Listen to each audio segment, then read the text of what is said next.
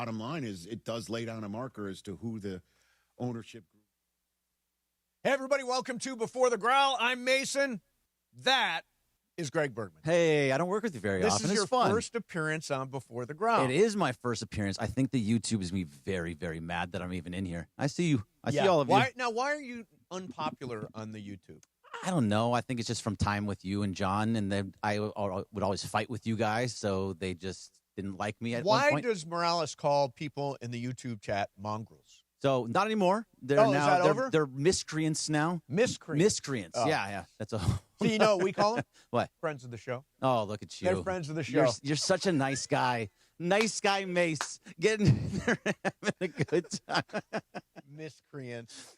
So we were just talking. So you lived in Hawaii. I did live in Hawaii for 2 years on the what is it? It was Oahu near Kapolei on the west side. Yeah. What station did you work at?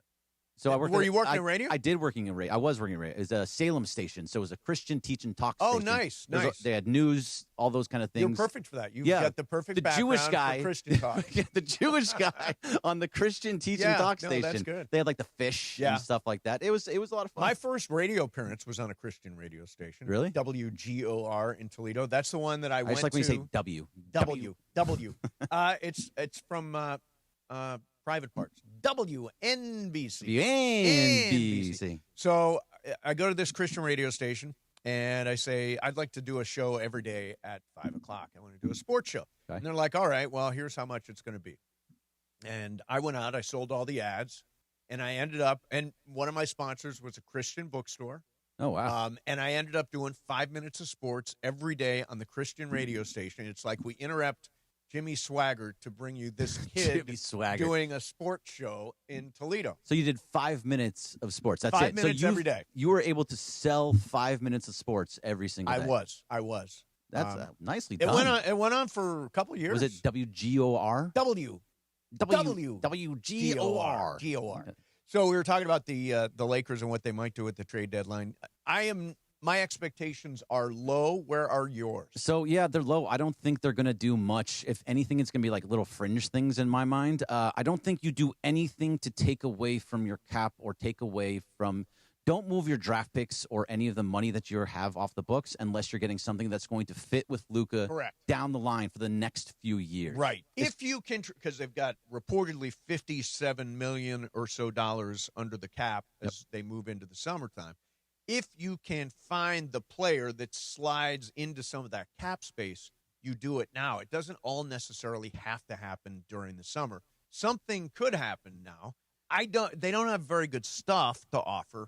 You know, expiring contracts, Rui and Kleba and Gabe Vincent, one first-round draft pick. Oh, you know, we were talking about this while we got a minute. We were talking about this yesterday. Do you think they should have gone through with the Mark Williams trade?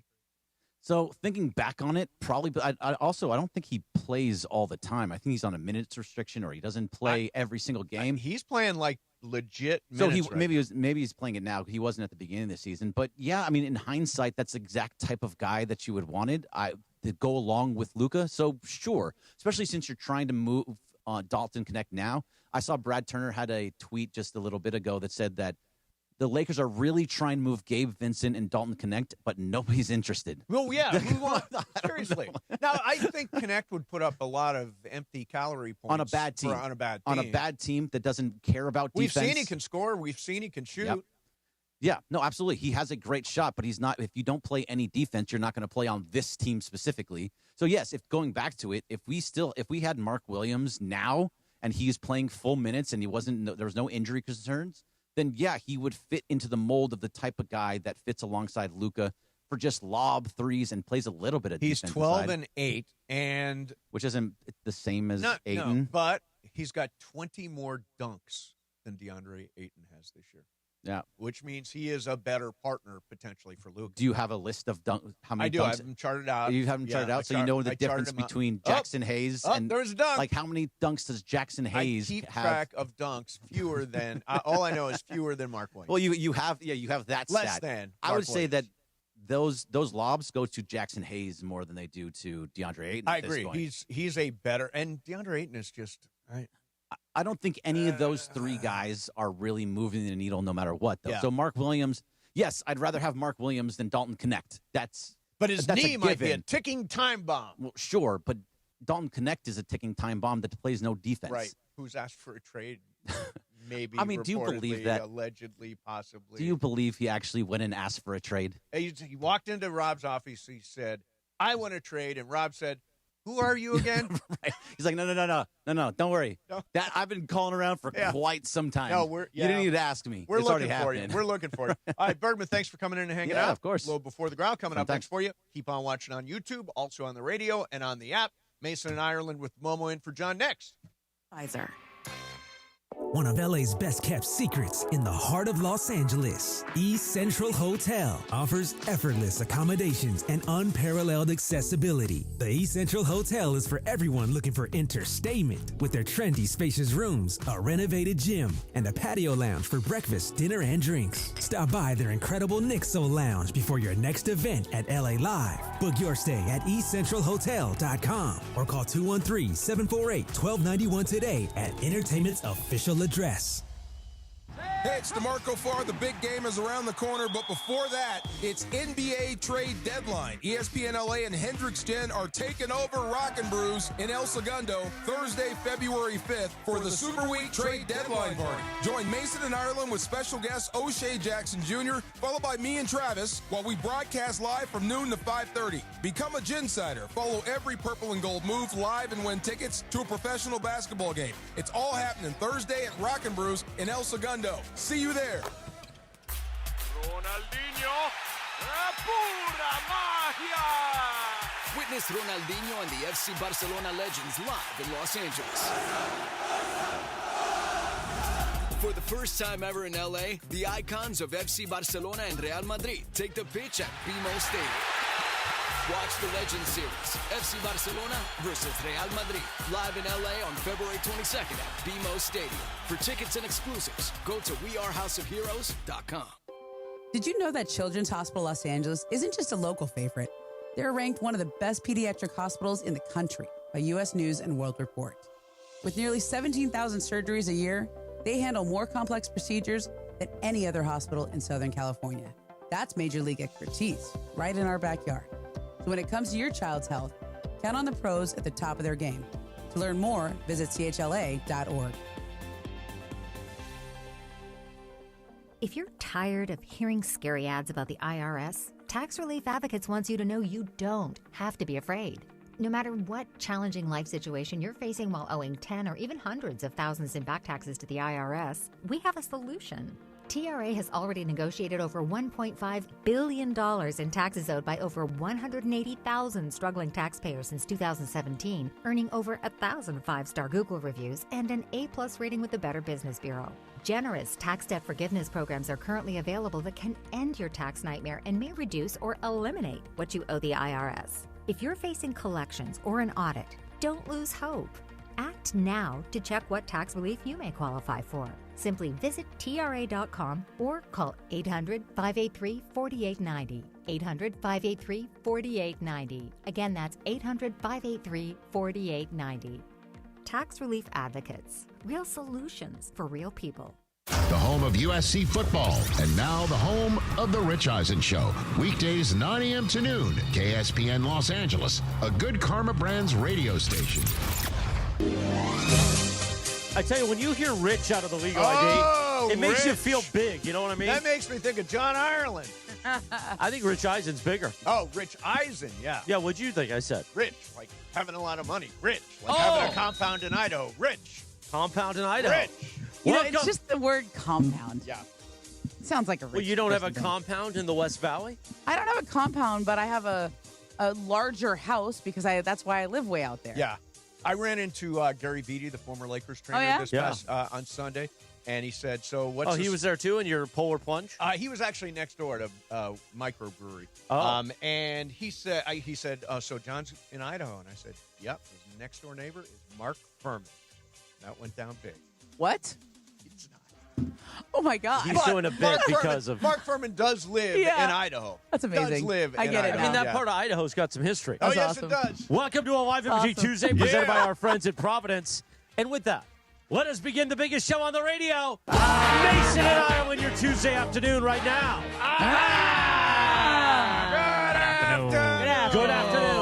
what is going on, Momo people? is sitting in for Johnny I. Tonight is the final game of the road trip. Oh, thank God. They've been Lakers, gone forever. Brooklyn. Yep. Got a chance to finish the trip at 5-3. You got to call that a win. Yeah, I think so. I mean, if they do it. They better beat Brooklyn. Brooklyn bad. Brooklyn's not even trying to win. Come on now. Listen, we've said that before. And I know. They do a pretty good job. Yeah, of they're beating- pretty good at that. Yeah. Pretty no, they're good at beating teams that they should beat. Yeah, that's the other exactly teams, right. Yeah, the other teams. Although I heard they're 11-9 against teams over 500. Can that be true? I think Mace That's just what I throwing heard. out stats without us You knowing. heard that? I heard that. Just like in the on hallways? A podcast. No, I heard that on a podcast. You're just walking around through the hallways. I heard it. No, Trish said something about it. So that I was sounds like, good. oh, Trish. Is she here today? She is not. She told me she was doing super squares today. Oh, yeah, that's right. She did send that email. Yeah, she sent an email I saying want a she super was I don't gonna- see her in there, She so was no. going to do super Yeah. squares. I was going to throw down some cash and get a couple of squares. Really? Yeah, the big game is Sunday. I don't know if you heard that or not. I did hear it. I heard Yeah. you guys have big deck energy. We do have Hey. big. Oh, yeah. So a couple things came up on yesterday's show. I want to take the big deck energy. Yep. But also, you That's called what me. give Emily credit for No, that. Em That's was, her. by the way, without Em on yesterday's show. Woo. Oh, my God. Wow. What happened? Oh, Mace had nothing. Yeah. I mean, he was throwing nothing. Oh, I had my Really? best stuff. No. No, Em What was happened? great I had my yesterday. best But stuff, you but Emily called was me great. like a rat yesterday on the show. Somehow. You called me a river rat. a river rat. Oh, Yes, we were I talking did about call you rodents. that. And I said, Morales is like one of my favorite rodents. I said that LA should have a rodent like Punxsutawney fraud, and then we. Are got we to doing LA. some Punxsutawney? Well, Are we so doing Groundhog Emily, Day? But Emily is very She fired is up about so it. anti-Groundhog's Day. Really? Do She's not got like a even- whole rant about it. Don't Okay. even use the word Punxsutawney. She'll lose it. She doesn't like Phil. Really? She will lose it. I will say, if you want to hear that, just listen to yesterday's show. It's on Yes. the podcast. You can hear it. We Yeah. talk about that. You know, they teach the kindergartners about that. Still? Mhm. They teach them. Like last year, that was like a subject in school. And we wonder why. Yeah. Do they And still like think for that a they week, die? they were like, "Mommy, if the groundhog sees a shadow, it's 6 more." And then this year, it must not be on the first grade curriculum because I didn't hear anything about it. Good. But I did hear this morning that apparently he did see a shadow, so Okay. it's 6 more weeks. And So away. do they 6 more teach them weeks. about the George Washington chopping down the cherry tree and not telling a lie, that stuff too? Yeah, all that stuff. Yeah, all that lies? Yeah, great. Yeah. Whoa. All That's those a lies. myth. It's a proven By the myth way, that do he we did know that. Washington didn't chop down a He cherry did not. tree? Like, It's a is there myth. evidence of that? Is there evidence that it His- is a myth? Yes, there are historians who say that that's a myth. Did he have wooden teeth? That's the other thing I heard. He did have wooden He teeth. did have wooden teeth. Okay, so Dude. you can teach that. That's gross. So all the trades are coming down, Momo. I'm glad Yeah, you're it's here. starting to All happen. the trades. All the There are trades. actually 3 trades to report right now. Oh, really? Yeah. Well, one is Oh. a suspected request. Right, true. The Grizzlies I'll traded clarify that one. JJR, Jaren Jackson Jr., and John Concher. I thought the Lakers were getting him for Austin Reeves. Let's Did I just hear that somewhere? let's just name the big name. Jaren Jackson Jr. is the get there, right? And in 100%. exchange, Kyle Anderson, Tyler Hendricks, George, and of course the big thing is future first-round picks. Now, 3 pretty good ones. is what 3 they got. good ones. Now, on the surface, I would say, God, it would be cool to see Jaren Jackson Jr. as a Laker. Young, athletic, plays defense, but makes $50 million. So it doesn't make next any year. sense. Yeah, 50 and then 52, I think, the following year. Meanwhile, we'll just throw this out there. Chicago, Minnesota, Detroit, 3-team trade. You don't care about any of these players. I care a little bit. This one's actually kind of Is interesting. it? Okay. Mike Conley's going, which is kind of sad. Can't he's even such a believe nice he's still guy. in the league. He's playing a lot. Because, yeah. Mike Conley Jr., Jaden Ivey to the Bulls, Kevin Herter, and Darius Saric to the Pistons. Detroit gets a 2026 first-round protected swap from Minnesota. Who do the Minnesota Timberwolves get in that? Minnesota. Did I not say? That's I think just they what I get have Jaden Ivey. Don't they get Jaden Ivey? I told you nobody cares about these. Listen, we're on top of it, Momo. Wait, because that's different. I'm reading what Chum says. Chicago, Minnesota, Detroit have agreed to a multi-team deal that sends Jaden Ivey and Mike Conley Jr. to the Bulls. Okay. Yep. And Herter and Saric to the Pistons. And Detroit also receives a 2026 first-round protected swap from Minnesota. So that's Oh, there's direct. Trish. But She I wanted don't the see super square. anything that the Timberwolves get there. Man, Bergen Yeah. is going to Wait, lose wait, his wait, crap wait, in the wait. back. I'm saying this my for a God. reason. He is going to write you up, Mace. okay. He's going to write you up for this. what? What? But just being all over the I place. said nobody cares about this trade. Remember No, that wait, we're gonna wait, bring wait, it wait. Trade already come down. Wait. Now listen, I'm just saying. Oh, I my just- I God. saw this come out. And I, Breaking news. We should go Nobody back to cares. bits. The bits format works. Oh, yes, it does. Okay, so, Momo, do you have But any, give me further 5 minutes on thoughts? Punxsutawney Phil. no, I'm just saying if Minnesota traded all of that, they traded Yep. some salary and stuff, and all they're getting is a first-round pick swap. Yeah. And Minnesota is one of the teams that's hot in pursuit of Giannis. Okay. Now you're making it interesting.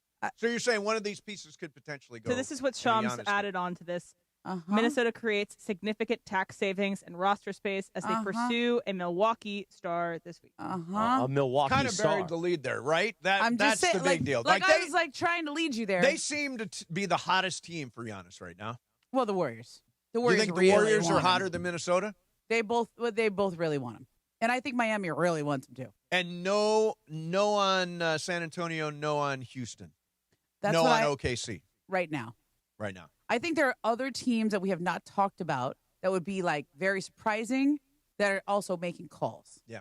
Like I think Charlotte is an interesting team. I've heard that name out there. Toronto.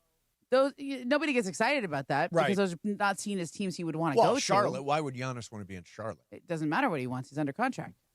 Do they want to stick him somewhere? That's what I'm saying. Yeah, I mean, I would imagine Giannis, you want to do something I would amicable. say, well, do you? Yeah, sure. Why not? I think you want to get the best return. He didn't publicly say, I want to trade it, I want out. He didn't do any of that stuff. Yeah. So amicably trade him somewhere where he feels like he's got a shot. Mm-hmm. Meanwhile, James Harden has announced that he wants to play for his 5th team in 9 years. Okay, that's not the right way of saying that. I thought that was he didn't announce anything. Mace, good job. I'm going to tell Bergie to write it, rip up that writing. I don't think he actually requested a trade. Whoa, wait a minute. You're saying that the Clippers just went off of him? It's somewhere in between that. Wow. Okay. Now, are you going to pull the George Sedano line, Momo, and tell us how great James Harden is, and he really wants to win a championship? No, he's I won't not go that far. Self-centered and only cares about making money in himself. Oh, I think this is mostly about money for all involved. Right, but I don't think he's got that hardened soul about just winning a championship. No, I won't. I won't sell that. I'm not going to sell that line. Okay. Yeah. Sedano was going hard on trying to sell that. Are you going to sell he wants more money than the Clippers are willing to give him? I'm going to sell he's only under contract for a guaranteed $13 million next year. Okay. And that contract is one of those contracts that's almost made to be traded. Like it's like, okay, we're going to give you 39 this year, and next year, if we decide to keep you, it's 42. But we can also waive you and only have to give you 13 of it. So like a third of it's guaranteed. The other, it's a really good tradable contract. So why would the Clippers want him out? They're winning. They've turned it around. They're playing really well. James Harden's having a really good year. Averages something, 21 points a game. Yeah, but they're not going anywhere. Third in the league in assists and all that kind of stuff. Why would the Clippers want out of the James Harden business when things seem to finally have turned around?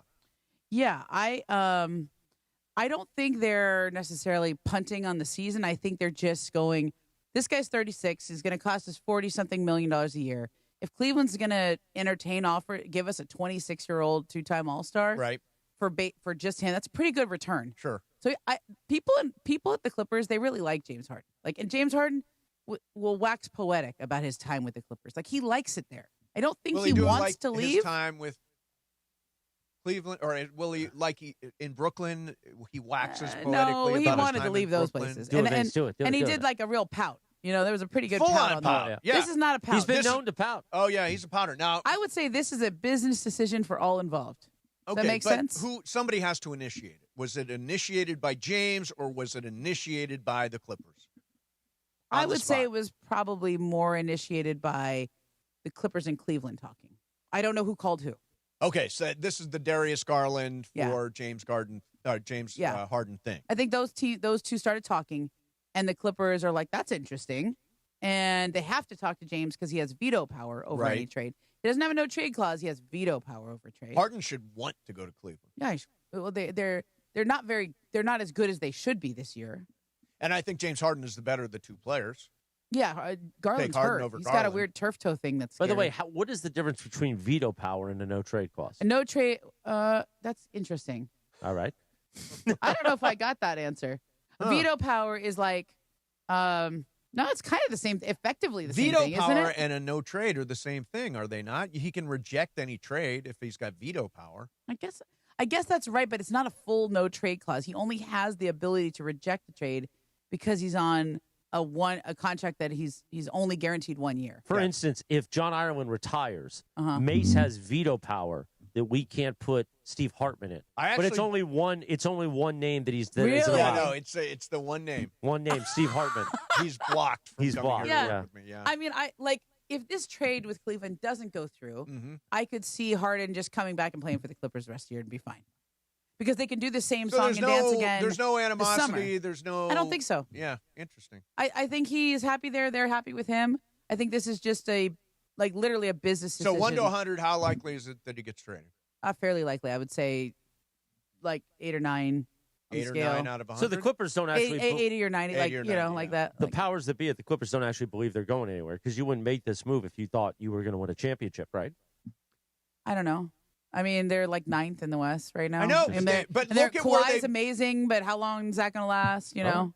Yeah, but I mean, they're not that far out of stuff. Well, what I would say is this is an acknowledgement that this era is on the downswing, the Kawhi era. Yeah. He's got one more year left. He's 34. He's really good right now, but every day they have to knock on wood that he stays this way, right? I mean, who knows how that knee stays together or the rest of him or whatever. I think next year, a contract year for Kawhi, but he plays a lot, but he's really good. Yeah. Contract year, right? Oh, yeah, so he's going to play. Okay. Well, he started already, right? He's He's playing really now. good. He's probably been the best player in the league the last 6 weeks. Yeah. It's been amazing. Oh, actually, I got a question for you about Kawhi. I'll ask it next. Mason and Ireland, 710 ESPN. And it is the 15-minute mark right here on 710 ESPN. On the all-new ESPN LA app and on YouTube at ESPN Los Angeles. The 15-minute mark on 710.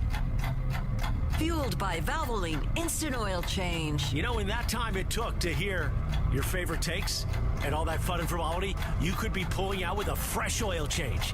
No waiting, no appointment, just in and out in about 15 minutes. Bam! So you've got more time for what matters. Visit SoCalOilChange.com. In just 15 minutes, you can boost your vehicle's performance and save money while doing it. Visit SoCalOilChange.com now for value pack coupons and keep your car and your wallet running strong. The 15-minute mark on 710, made possible by Valvoline Instant Oil Change. John Ireland here for Blue Ice Huckleberry Vodka, crafted with real mountain huckleberries, Idaho State fruit. Think blueberries, but richer. Try pairing it with lemonade. So refreshing. Blue Ice Vodka, because taste matters. Ever feel like the road is out to... Thankfully, Hyundai is always working to ensure it doesn't, with over 130 IIHS Top Safety Awards since 2006. IIHS Top Safety Awards include Top Safety Pick and Top Safety Pick Plus awards to Hyundai vehicles from 2006 to 2025. And now for a limited time, get 0% APR for 60 months, plus 0 payments for 90 days on the Hyundai Tucson. Visit your local Hyundai dealer today. Offers end March 2nd. Call 562-314-4603 for details. ESPN LA family, I'm personal injury attorney Joseph S. Normand. 2026 marks 15 years that you've trusted me to represent you. When you're hurt and down, I'm honored to fight for you in personal injury cases when it matters most. Numbers don't lie. I'm the real deal. The voice you hear is the voice you get. If you've been injured in an accident, call 213-747-1234, 213-747-1234, or visit normandlegal.com. Normand Legal, built on trust, proven by results. Join ESPN LA at Yamava Resort and Casino for Super Sunday and the Monday after. Party with me, Cappy, Morales, and Bergman at the pool deck for our Super Sunday watch party featuring massive screens, nonstop energy, and a legendary guest, quarterback Jim McMahon. We'll be broadcasting the Monday after, live from the resort, celebrating an unforgettable finish to the football season. Super Sunday, the Monday after, one epic weekend. Be there this Sunday at Yamava Resort and Casino. Visit ESPNLA.com for more information and to secure your tickets. You in? We all hear the radio ads about the IRS. They tell you to be afraid, to be scared, and they try to frighten you into calling. I'm not here to do that. Tax Relief Advocates is different. TRA is here to tell you that if you owe money to the IRS, whether it's $5,000, $50,000, or $500,000, we have a solution. It doesn't matter if you're sitting in your car, at work, or with your kids. No matter where you are, call now. 800-575-6759. Don't lose hope. TRA can eliminate or reduce what you owe to the IRS. Generous programs are now available that can give you a fresh start. Our passion is taxes and helping individuals fix their IRS problems. We have over 1,000 5-star reviews on Google and an A+ with the Better Business Bureau. You don't need to be afraid of the IRS any longer. End your tax nightmare today by visiting us online at TRA.com or call 800-575-6759. That's 800-575-6759. Tax Relief Advocates. Real solutions for real people. Yes, you did. I did not. I just accept. Oh, yeah, so you didn't actually do it? Well, we'll get to that later. Yeah. Quarter after 12 o'clock in the Southland, a live imaging Tuesday, presented by Providence. Yacht Rock Gold, part of the Mount Rushmore of Yacht Rock songs. Thunder Island by Jay Ferguson. Yeah, Jay Ferguson. Well, he's a one-hit wonder, but this is a legendary It's a song. terrific song. Don't Does Jolly Crew do this one? They don't, actually. They don't. But they were amazing Friday How was night. Jolly Crew at So they have a Fantasy new Spring? lead singer, Captain Ian, and he was amazing. Was he? I'm very sad Captain about Ian, I like it. about the Philly Ocean stuff, which I posted about. Yep. But Captain Ian was great. They rocked Fantasy Springs Resort and Casino on Friday night. So we love our friends Yachtly Crew. They're getting ready for Cerritos in April and then Burbank this summer. Do they still have that guy who blows the horn? The sax guy is fantastic. By the way, we did a warm-up video backstage, and I got to touch his sax. Oh, and I said, "You good blow for that you. sax for me." Yeah. He said, "You can blow it anytime you want." Chris Morales loves sax. All right. I love blowing sax too. Okay. It is a live Take MG that. Tuesday, by the way. Yep. Thursday, we got a big event. I know there's a line for this, but I'm still really going to big. hype it. Yeah, do it. At Rock and Brews. Yep. O'Shea, you, Andy Kamenetsky, Bergie, and me. Yeah. Noon to 5:30 p.m. Plus producer Emily will be out there. It's going to be a party at the Rock and Brews in El Segundo. So come on out. Yeah. Press the flesh. See, we want to try to get back to when we do remotes where we're just having fun. Yeah. And we're not always trying to sell something. Yeah. Like, Yeah. we're not exactly. selling anything at this No, remote. not at all. We're just out there pressing the flesh with the people. Right. And if you want to, throw a pie at my face or, whatever you want to do, I'm into that. Oh, just throw a pie at Chris's face? Yeah. I think that's a great bit. Yeah, that's a good bit. Okay. Bring your own pie, people. Well, I'm sure you can buy it. I don't know if they have pie at Rock and Brews, but you can buy a dessert. Oh, yeah, item. we can do a pie. Yeah. We can do a pie.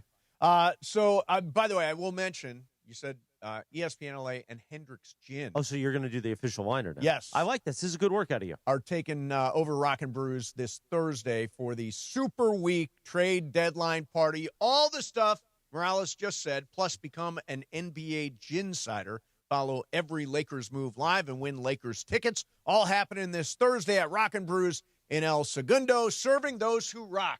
So we're going to talk about all those Laker moves on Thursday during our live show, Momo. How many moves do you think the Lakers are going to make? The over-under is 1/2. More than, less than one. I've been playing a lot of Prize Picks. More than, less than 1/2 move. I'll go 1. So you're going to go 1. I'll take the over on that. More than. Yeah, more than. How much more? I can't see more than that. But yeah, I mean, honestly, it feels like a at the fringes kind of thing. Like, I don't know. Maybe they'll surprise us. I know we all know what they are looking for. Right. Yeah. But the problem is it's the same stuff everybody's looking for. They're looking for 3-and-D guys. They're looking for young, athletic 3-and-D guys. Or a center. Or a center, because I'm done with DeAndre Ayton. Oh, he's not the center of the future.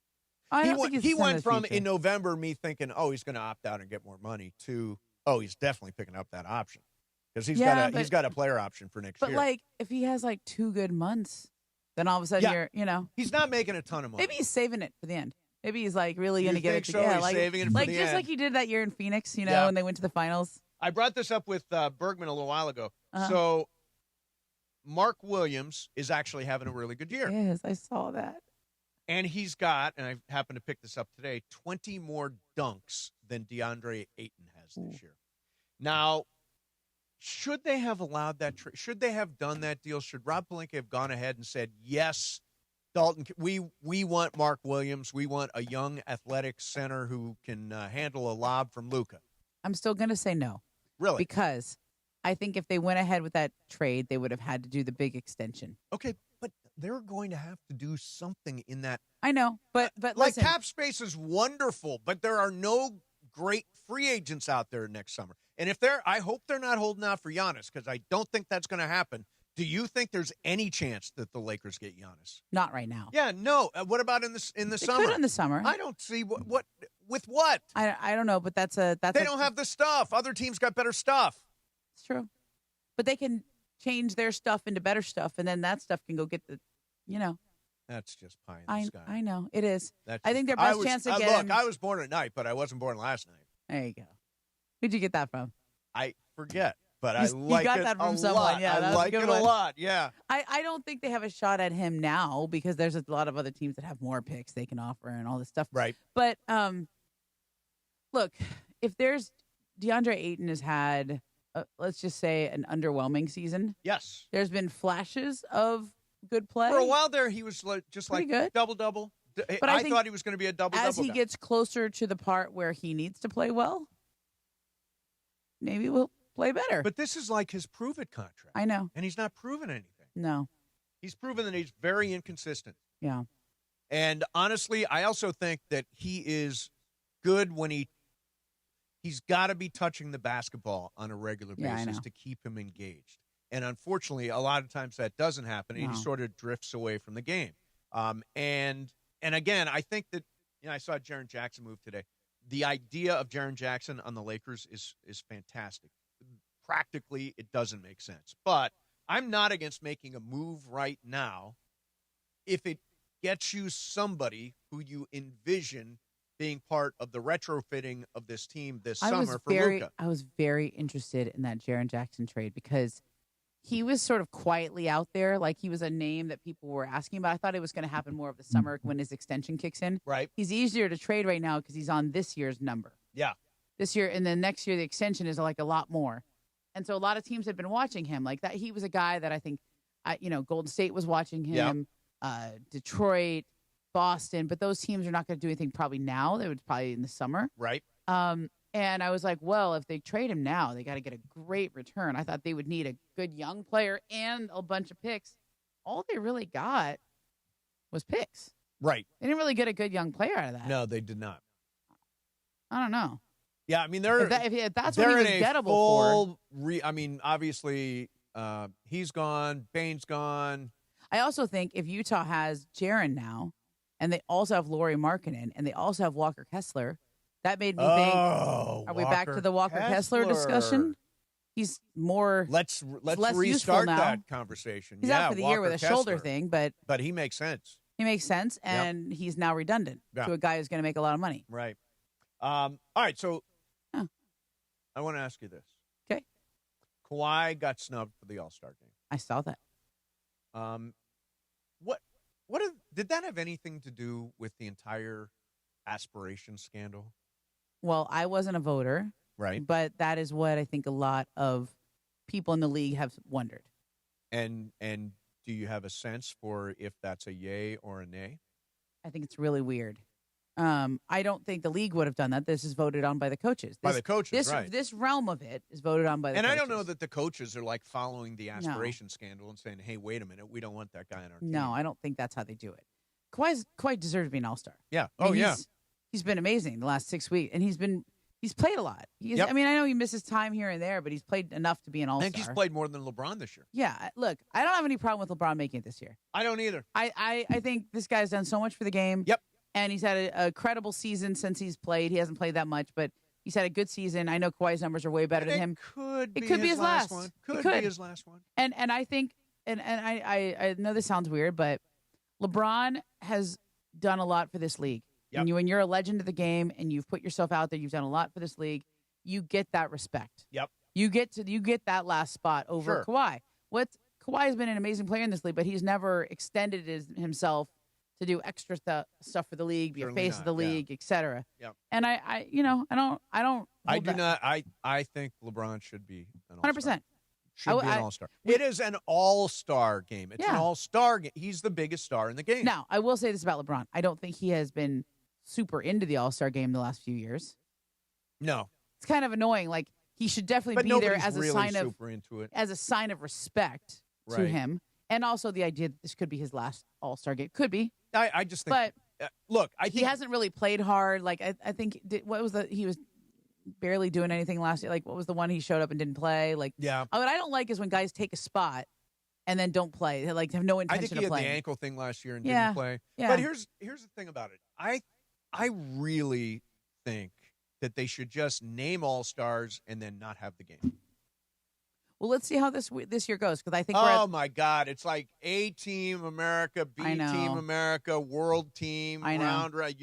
The A plays the B, and then the B plays the whatever the hell's going on there. I know. Do you honestly think it's going to add a little? No.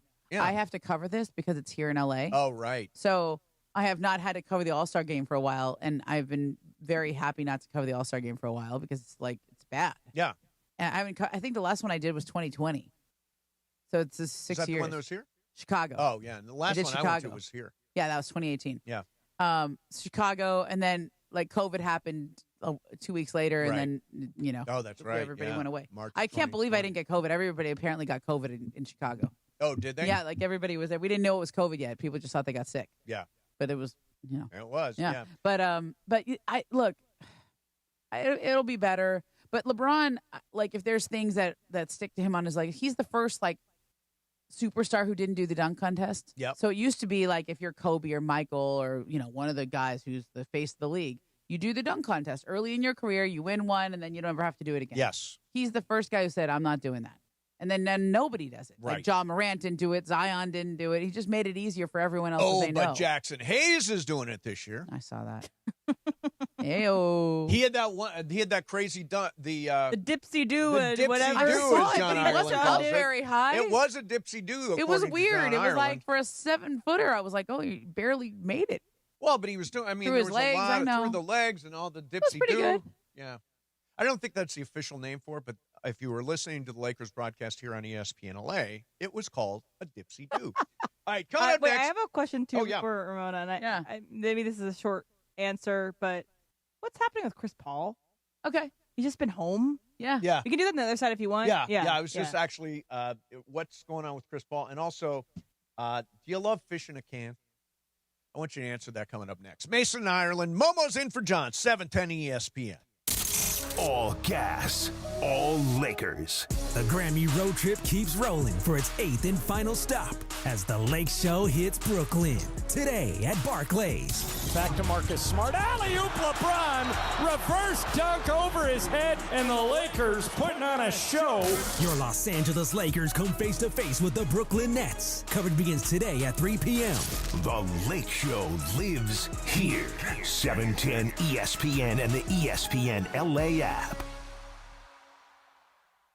For a century, the Genesis Invitational has stood as one of golf's greatest stages, where legends rise and history is made. February 19th through 22nd, celebrate 100 years of championship golf. Experience the drama, the tradition, and the moments that define the Genesis Invitational. Tickets at genesisinvitational.com. Hey, it's DeMarco Farr. The big game is around the corner, but before that, it's NBA trade deadline. ESPN LA and Hendricks Gin are taking over Rockin' Brews in El Segundo Thursday, February 5th for the Super Week trade deadline party. Join Mason and Ireland with special guest O'Shea Jackson Jr., followed by me and Travis, while we broadcast live from noon to 5:30. Become a Ginsider. Follow every purple and gold move live and win tickets to a professional basketball game. It's all happening Thursday at Rockin' Brews in El Segundo. See you there. When you're hiring, have you ever felt like you're missing out on meeting truly great candidates for your roles? It seems impossible to find them, but they have to be out there somewhere, right? Well, they're not hard to find when you know where to go, and that place is ZipRecruiter. And right now, you can try ZipRecruiter for free at ZipRecruiter.com/LA. ZipRecruiter helps 10 million people with their job search every day. And because these people are actively looking for jobs just like yours, it's easy to find the right person right away. In fact, 4 out of 5 employers who post on ZipRecruiter get a quality candidate within the first day. But if you're not using ZipRecruiter, you're missing out. So see what it's like when the impossible is easy. When you go to ZipRecruiter.com/LA right now to try ZipRecruiter for free. Once again, that's ZipRecruiter.com/LA. ZipRecruiter.com/LA. Never miss out on great candidates with ZipRecruiter. Get ready, SoCal. Hard Rock Casino Tejon is giving away a kilo of gold in February. Unity by Hard Rock members can earn entries all February long for the $500,000 kilo of gold giveaway just by using their card. Join us every Thursday in February for your chance to win big. Details at casino.hardrock.com/Tejon. Hard Rock Casino Tejon. This is how SoCal plays. My name is Whitney Allen, and I'm a widow. My husband, Ryan, died. We never thought we'd ever have to use life insurance, but the unexpected happened. With Ethos, signing up was fast and 100% online. You can get a quote in seconds, apply in minutes, and get same-day coverage. No medical exams, and you can get up to $3 million worth of coverage. I'm grateful we were prepared. Get your free quote at ethos.com/game. That's ethos.com/game. Paid spokesperson. Time spent on application may vary. Online health questions required. Empower. After wanting one for years, Kevin is finally enjoying his new hot tub. This is the life. He worked with Empower to help him get good at money, so now he could be a little bad. Oh, no, not my phone. Oh, Kevin. Kevin's phone may be in hot water, but his finances aren't. Invest well, live a little. Start today at empower.com.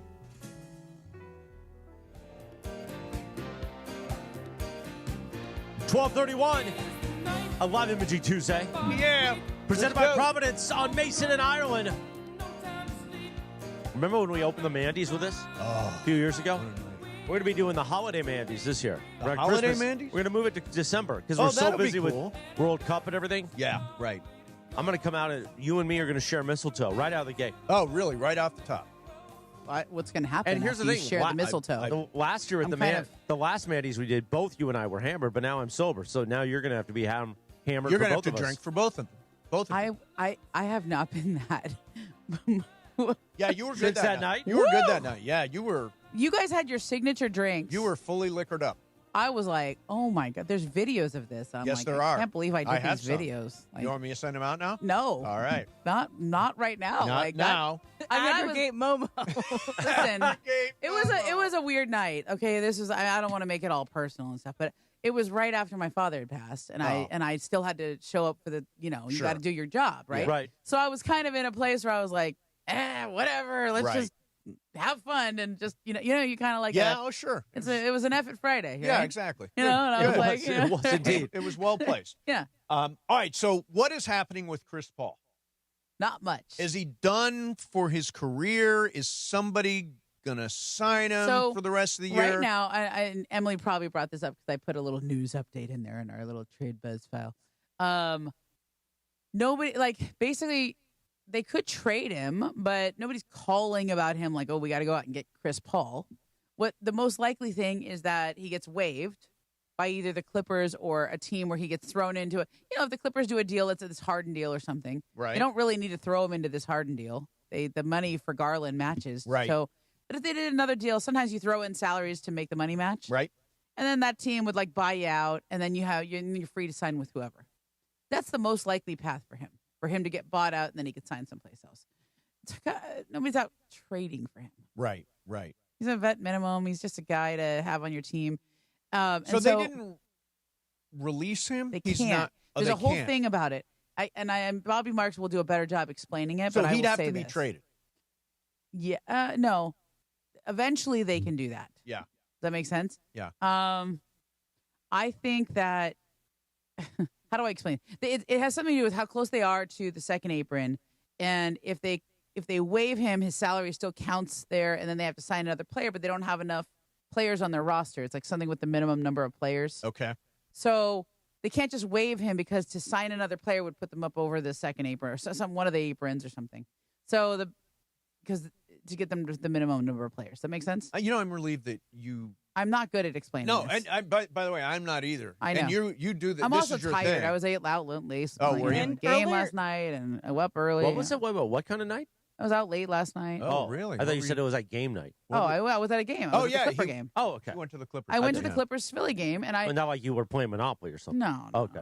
That would have been a mahjong or something, Shouts out. I played Maj. Anybody want a Maj? No. No? But you said, or Chris Paul said earlier in the season that he was going to retire. Yeah, this is his last year. He said it's his last. So yeah, he is working out really hard, and if you follow him on Instagram, he's posting about God has a plan, and hopefully this works out. I think it will work out where he ends up someplace because I think he is a respected figure in the NBA, and whoever decides to bring him in, if he gets bought out or waived or something like that later, that would be seen as a good karmic gesture. Okay. My team that I would say makes sense, and I've said this the whole time. I think the Dallas Mavericks make a lot of sense.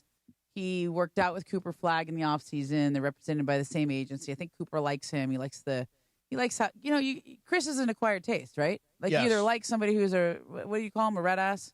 Like Yeah, red ass. yeah, like he's intense. Right. I think Cooper's intense too, and they like each other. They get along. So I could see that, but they don't have a roster spot right now. So there's just a lot of things that have to happen for people to have the roster Right. spots and then the wherewithal and the decision to go do that. Plus, I think Jason Kidd could handle him. Sure. Well, Yeah. it's just for half a season. Not even. Yeah. All right. So this is the latest Gen Z obsession. Now, are you and Gen Z or Zillennial. you're a Zillennial? So she's on the cusp. I'm in the as they cusp. say. She's 96 can be either one. So apparently the new obsession is sardines. And Cool girls Very good eat for you, tin by the fish. way. Sardines are very good for you. Exactly. And they're very cheap. Like you can buy a can of sardines for a really reasonable price. Who knew? And it is healthy for you. How many sardines do you eat a week? I don't eat a lot a Oh. week, but I have been almost swayed to get some because the Fish Wife is the brand that's popping off. Okay. The cool girls eat Fish Yep. Wife, and Wow. it's like at Sprouts and Whole Foods, Yep. and it's not cheap. It's kind of actually expensive, and that's why the Gen Zers are like, "Oh wow, this cool girl thing to eat tin fish." Now, do you like sardines? Okay. No, Oh, it's not a apparently yes there's or a no. okay. How close do they taste to anchovies? It's Nothing at all. Anchovies are salty. Sardines are I like the sardines in the mustard. Do you know what I'm talking Yeah, about? They yeah, got yeah. sardines in kind of a mustard sauce. Listen, I like I've those a had lot, but not fresh salty. sardines, Not like when I anchovies. was in Sicily, I had the fresh sardines. They came straight out of the ocean. You put on a Brando face. I was trying to do it. So a lot of times you get a it Caesar was okay when I was in Sicily. So I'm a big Caesar salad guy, but a lot of Caesar salads sometimes are anchovy-esque. Yeah. Well, it's which literally I in don't the mind. It's when in the you have dressing. a fresh sardine, Oh, okay. oh, So yeah. these Mama, cool I- girls, I the was- tin fish girls. I was trying to get somewhere, but Mama just wasn't having it. She always runs the light. Go ahead. No, go ahead. Yeah, go ahead. Runs It's the all on light. you. I love it. You've got the football. Go. The cool Okay, girls, let's do the cool tin girls. fish. What they don't understand is that it all comes from this Mediterranean diet. I follow all this, okay? Yeah. And they do all these things about how people in the Mediterranean are so healthy because and this is how you shouldn't cook with olive oil. You put olive oil on at the end. You don't burn the olive. And you eat the sardines because they have all the omega-3s and all the vitamins. Mm-hmm. But the truth is, they don't get sardines out of a can in the Mediterranean. They just get them out of the ocean. Right, They eat them. right. And then when you eat them, then they're fresh. They're not so fishy and gross. No, I don't think they're fishy and gross coming out Oh, of the pretty can. gross. Oh, no, I think they're Oh, delicious. fishy, I fishy. think they're delicious. Absolutely. And you know what Like, else is good? honestly, I'm getting a cringe just thinking about it. Salmon in a can is also very good. Never had you ever had salmon salmon in a can? Yeah, it's okay. Yeah, that's one of the few things Yeah. I can actually cook is salmon in a can. Salmon cakes. Like, out of it. honestly, I'm getting an ick just thinking about eating sardines out of a can. Do you eat them? Not really. No, Bri, are you Uh, on the? no, and they are not good for you out of a can. No, they are good for They are you. good There's for got to you. be a lot of sodium in them Yeah. if they're canned. It literally says, first of all, they're inexpensive, but it's also a high protein snack. Yeah, but anything in a can has tons of sodium because that's why it's in a can. That But it's Preservative. yeah. Yeah, that's a good point. I'm just telling you this because I'm just telling you if something's in a can, it's got a lot of sodium. That doesn't Right. really mean it's bad for you. Oh no, I think it can still be good for you. I mean, it can, but that's Yeah. all. Remember, Anchovies are I had different, heart though. failure a year ago. So I know you know where your salt is. yeah, but again, it's not. Doesn't mean it's necessarily bad for you. I'm just saying you're talking about how great they are. Momo's point is a fresh sardine doesn't have all that sodium. Let's all go to Italy and have Let's go some to fresh- Sicily. Let's go. Okay, Everybody do the Brando with me. I want to bring up something you mentioned, I think, last segment when we talked about the Kawhi thing. Do you want to bring a can of Okay. sardines Thursday? To I Rock would. and Roll? Oh look, yeah, Ross, let's do it. Sorry, Mo. Stop talking about In the mustard sauce. I'm They're sorry. great in the mustard Emily, sauce. I'm sorry. I just wanted to put a bow on why we were doing the sardine talk. That's all. I'm going to All right, we'll Amazon. bring it I'm in ordering on sardines Thursday. right now. So I just saw this come across my timeline, and it's from Pablo Torre. Yes, and you he was found talking out. about the Aspiration deal and maybe why that's the reason why Kawhi was voted not voted onto the All-Star team. He says in this tweet, one underrated aspect of the Clippers did about Aspiration is how egregious other NBA coaches think it is. As one coach told Pablo Torre finds out, this should be embarrassing for the league. I know teams do a little side deals, but what happened here is so obvious. So do So coaches care or do they not care? From that, it sounds like the coaches do care. It could be. Look, that's. He didn't name the coach. I asked Ty last night about it. Yeah. How do you vote? Do you think coaches give it a lot of? Do you guys study the numbers? Do you vote based on Study feel? the scandals. Oh yeah. I mean, look. We vote. The media votes on starters. Coaches vote on the rest. Right. I think that the Clippers are not a popular franchise after that aspiration thing. I haven't heard a lot of people being because it is supportive of weird them. that the home team has no players. That's really weird. Especially when they have a guy playing as well as he is. Generally the home team always gets at least one star. And especially That's if part that of the guy deal. is actually from L.A. Now, I'd imagine Silver's going to put him in there anyway. We'll see. Be interesting. Because he could play for America, B team, America, A team. Look, right now, nobody quite knows how this is going to go. Giannis is obviously not going to play. He's hurt. So there's going to be at least one replacement. Right. That he's international, though. So are they going to replace him with an international player? In which case, I would say either Şengün or Joel Embiid. Yep. Okay. I think Şengün, by the way. I think so, too. That makes the most sense. Alpe's really good. Or are they going to say, let's get an American player in here, let's get Kawhi there, and we'll have Karl Towns play for the international team because he can be Dominican. Or we could have Donovan Mitchell be Panamanian. Like, are they going to play games that way? They could. Yeah, they could. I mean, who knows what the hell they're going to do. I wonder if Jokic plays. Jokic just came back. Maybe he wants to chill a little bit. He shouldn't be. Jokic can literally miss one more game all year and to be eligible for awards. Is that right? Yeah, he's going to miss one more game.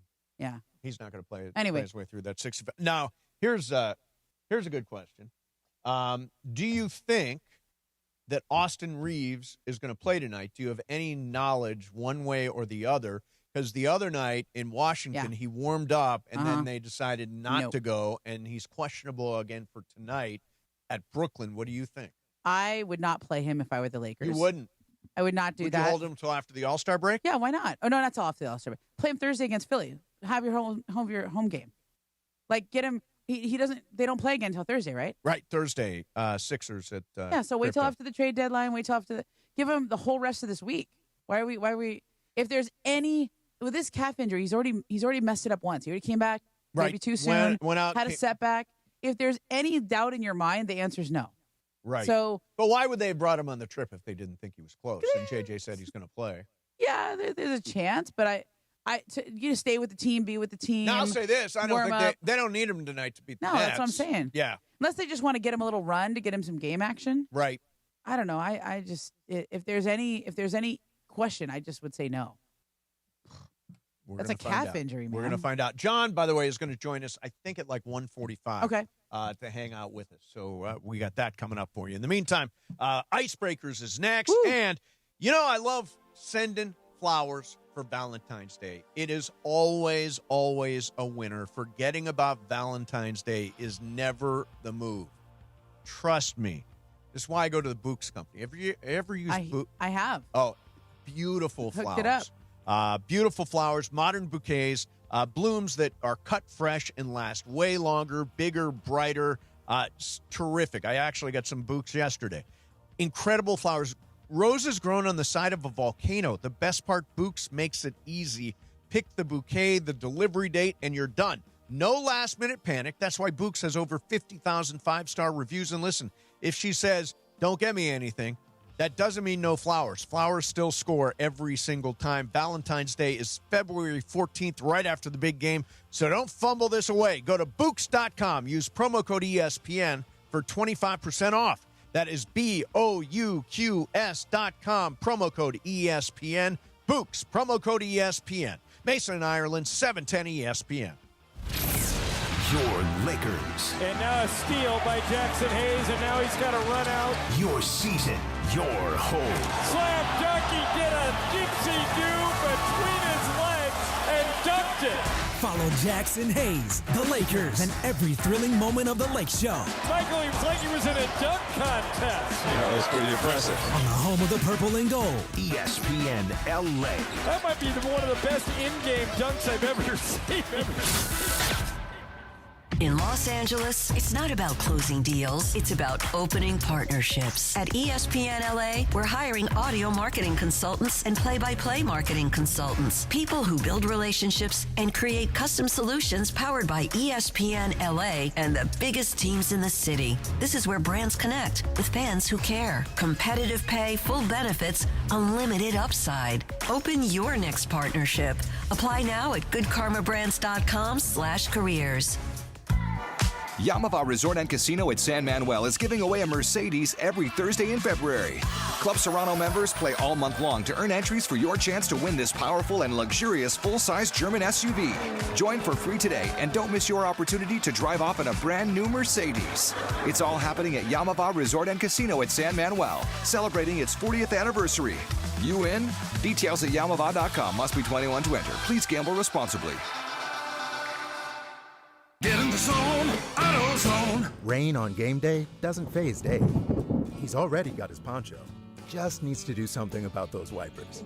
So Dave heads to AutoZone, Welcome to AutoZone. where a friendly AutoZoner helps him get premium quiet wipers and some hand warmers. You're all set. Now, if only his team can handle the elements as well as his new wipers. Get wipers, glass cleaner, and more with no hassles, just help at AutoZone. Get in the zone, AutoZone. This is the story of the one. As an HVAC technician, he and his digital multimeter are in high demand. So when a noisy office HVAC turns out to be a failing blower motor, he doesn't break a sweat. With Grainger's easy-to-use website and product information, he selects the product he needs to keep everything humming right along. Call 1-800-GRAINGER, click Grainger.com, or just stop by. Grainger, for the ones who get it done. Listen to Mason and Ireland, weekdays noon to 3 on ESPN LA. And it is Mason and Ireland on ESPN LA. It's time for Icebreakers. Icebreakers made possible by Blue Ice Vodka, the finest vodka sourced from Idaho potatoes. Get it, Idaho, Johnny I, the Idaho compound. Enjoy Blue Ice Classic Vodka or their unique flavors like Huckleberry and Double Espresso. Find Blue Ice in stores and ask for them by name. Time for Icebreakers on Mason and Ireland. Take it away, producer Emily. All right, before I get into Icebreakers, the Chicago Bulls are trading center Nikola Vucevic and a second-round pick to the Boston Celtics for Anthony Simons and a second-round pick. Sources tell ESPN. This is from Shams. Just want to keep you guys updated. Yeah. Yeah, look, they already have some good defensive centers, so now they got a good He's like offensive a center. Stretch five, yeah. So he's just a little offense at a place where they were mostly defensive minded. That means the Celtics are like, hey, we got we're a shot third here. in the East, and we might as well go for it. Yeah. And also, Super Sunday at Yamava just got even bigger. Join the crew at the pool deck for the big game watch party and get the chance to meet two-time Super Bowl champion Jim McMahon. Wow. Doors open at 1 p.m. and kickoff is at 3:30. So arrive early and don't miss your opportunity to meet Jim McMahon before the game. Super Sunday, pool deck vibes, big deck energy, and an unforgettable game day experience at Yamava Resort and Casino. Secure your spot at ESPNLA.com. You in? Yeah. Now, by the way, it's you, Morales, Bergman, Lindsay, and Cappy. Right. Is that What a the combo? Yeah, the same one that we did on Championship 'Cause, Sunday. yeah, An amazing crew. We're also That's doing a great watch crew. along too on YouTube. Oh, like are we you did on really? Championship Sunday. Oh, that's cool. And then Monday we'll do the show from the deck. And probably Cappy will throw me in the pool again. Amazing. Excellent. Sneak All right. preview. All right. What do Here you got, we Em? are. Here's the standings currently I'm getting for so good Icebreakers. John is still at -12. All right. Hasn't played this month yet. And yesterday, Sua won with 4. So here we go. Sua won. Yeah, Sua did win. It was his friend, Von Miller. Yeah, it was Von Oh, Miller. okay. So 10 points. I was born in 1962 in New Jersey. Okay. For 9 points, my grandfather was a mortician. Okay. For 8 points, I'm a majority owner of the Philadelphia Soul, which is an arena football league, which began play in 2004.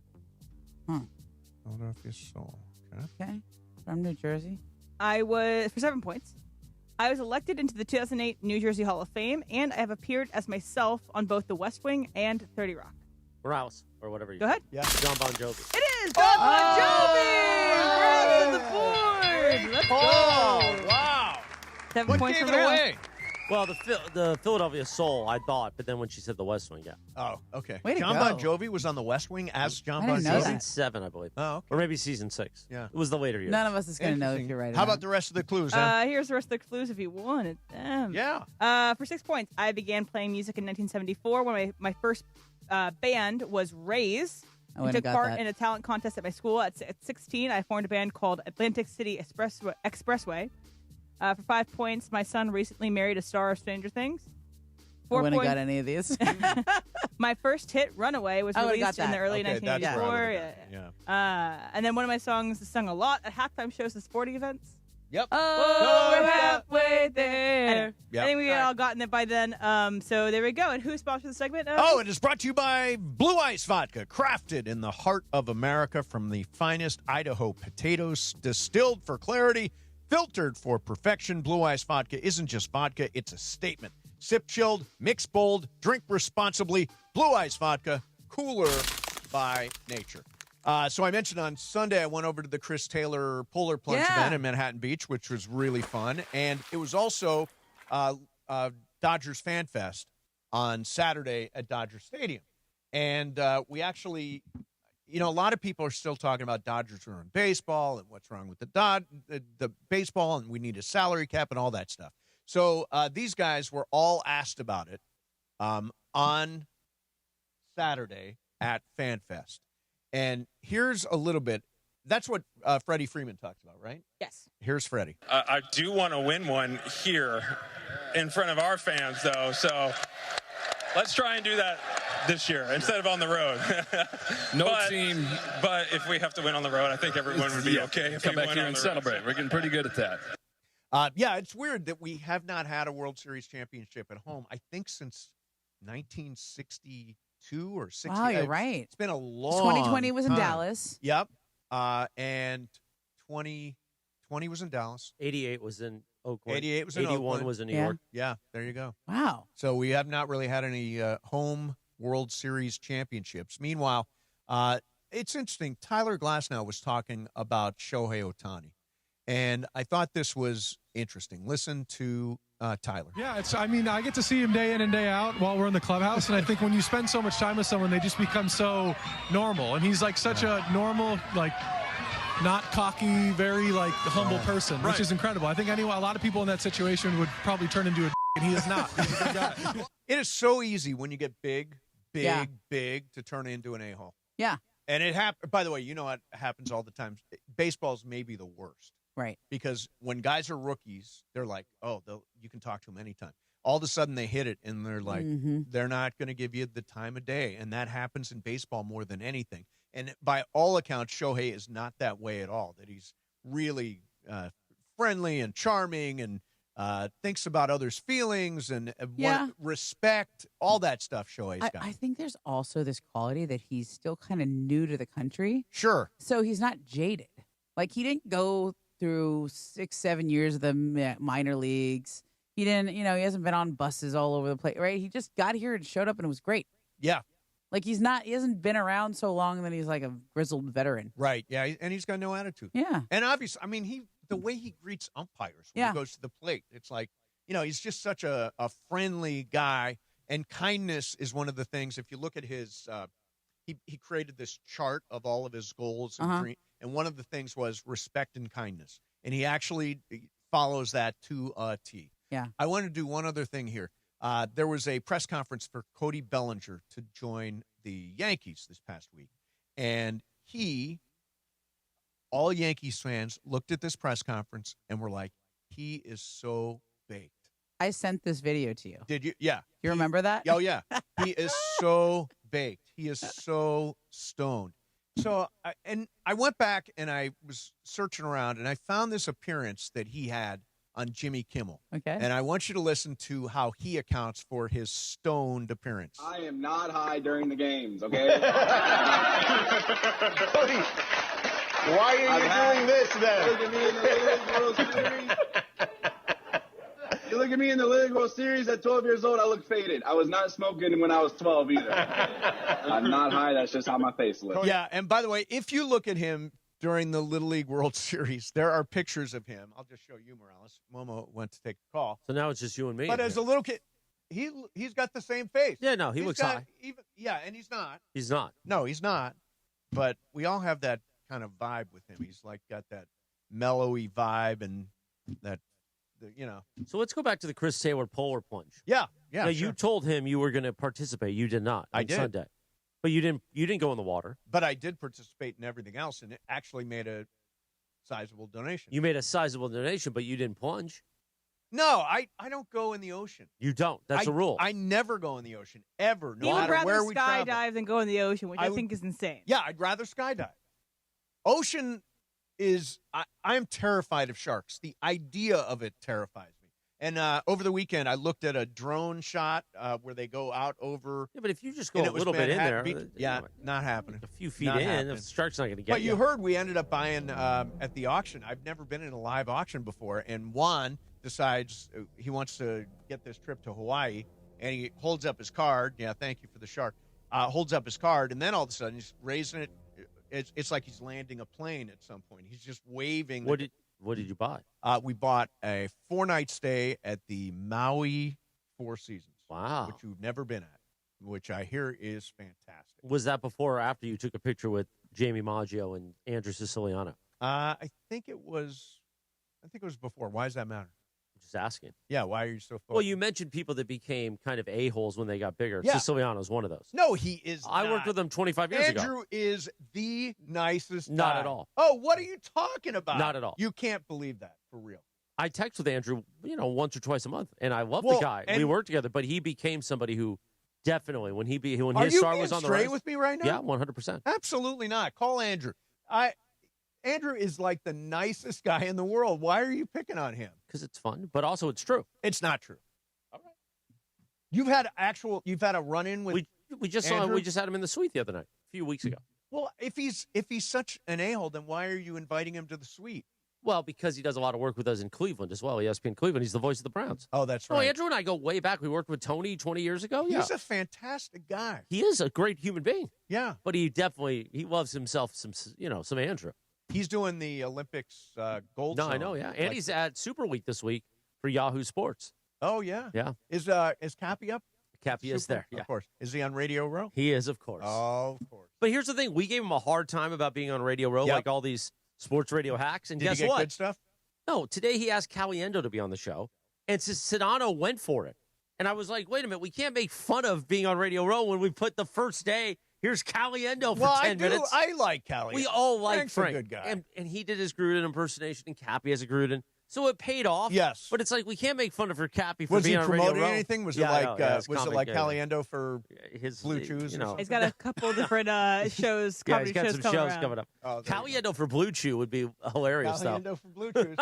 Absolutely. All right. We're going to do some sports graffiti. Let's get going here. 213-799-0139. Now, Momo has left the room dramatically. She had a phone call. With a phone call. So we're going to find out what she has discovered. Could be something big. 213-799-0139. Phones are open. If you got a question for Momo, all the trade deadline stuff, we're talking a little Dodgers, all that stuff is fair game. 213-799-0139. Mason in Ireland, 710 ESPN. Mornings in LA start with Sedano and Cap. It's like, thank God he's alive. And then other times, like, God, I wish he died. I mean, it's just one of those things. I mean, it's just an emotion. Where Cap looks back at the highs and lows of 2025 and everything in between. I would say I'm going to give 2025 a very solid 8.5. George mentions that we did start the show in the morning. That's a good thing. Health is wealth. Thank goodness. My folks are okay. Kids are all good. Morales came back to life, so that's kind of a good thing right there. I mean, what do you mean, sometimes, kind of? Well, I'm saying kind of, not all the time. I mean, sometimes it's good, and it's like, God, thank God he's alive. And then other times, like, God, I wish he died. I mean, it's just one of those things. I mean, it's just an emotion. You know what I mean? So I'm going to say that 2025 for me, I'm giving it an 8.5. The Morning Show with Sedano and Cap. Weekdays starting at 7 a.m. on ESPN Los Angeles, the ESPN LA app, and streaming live on YouTube at ESPN Los Angeles.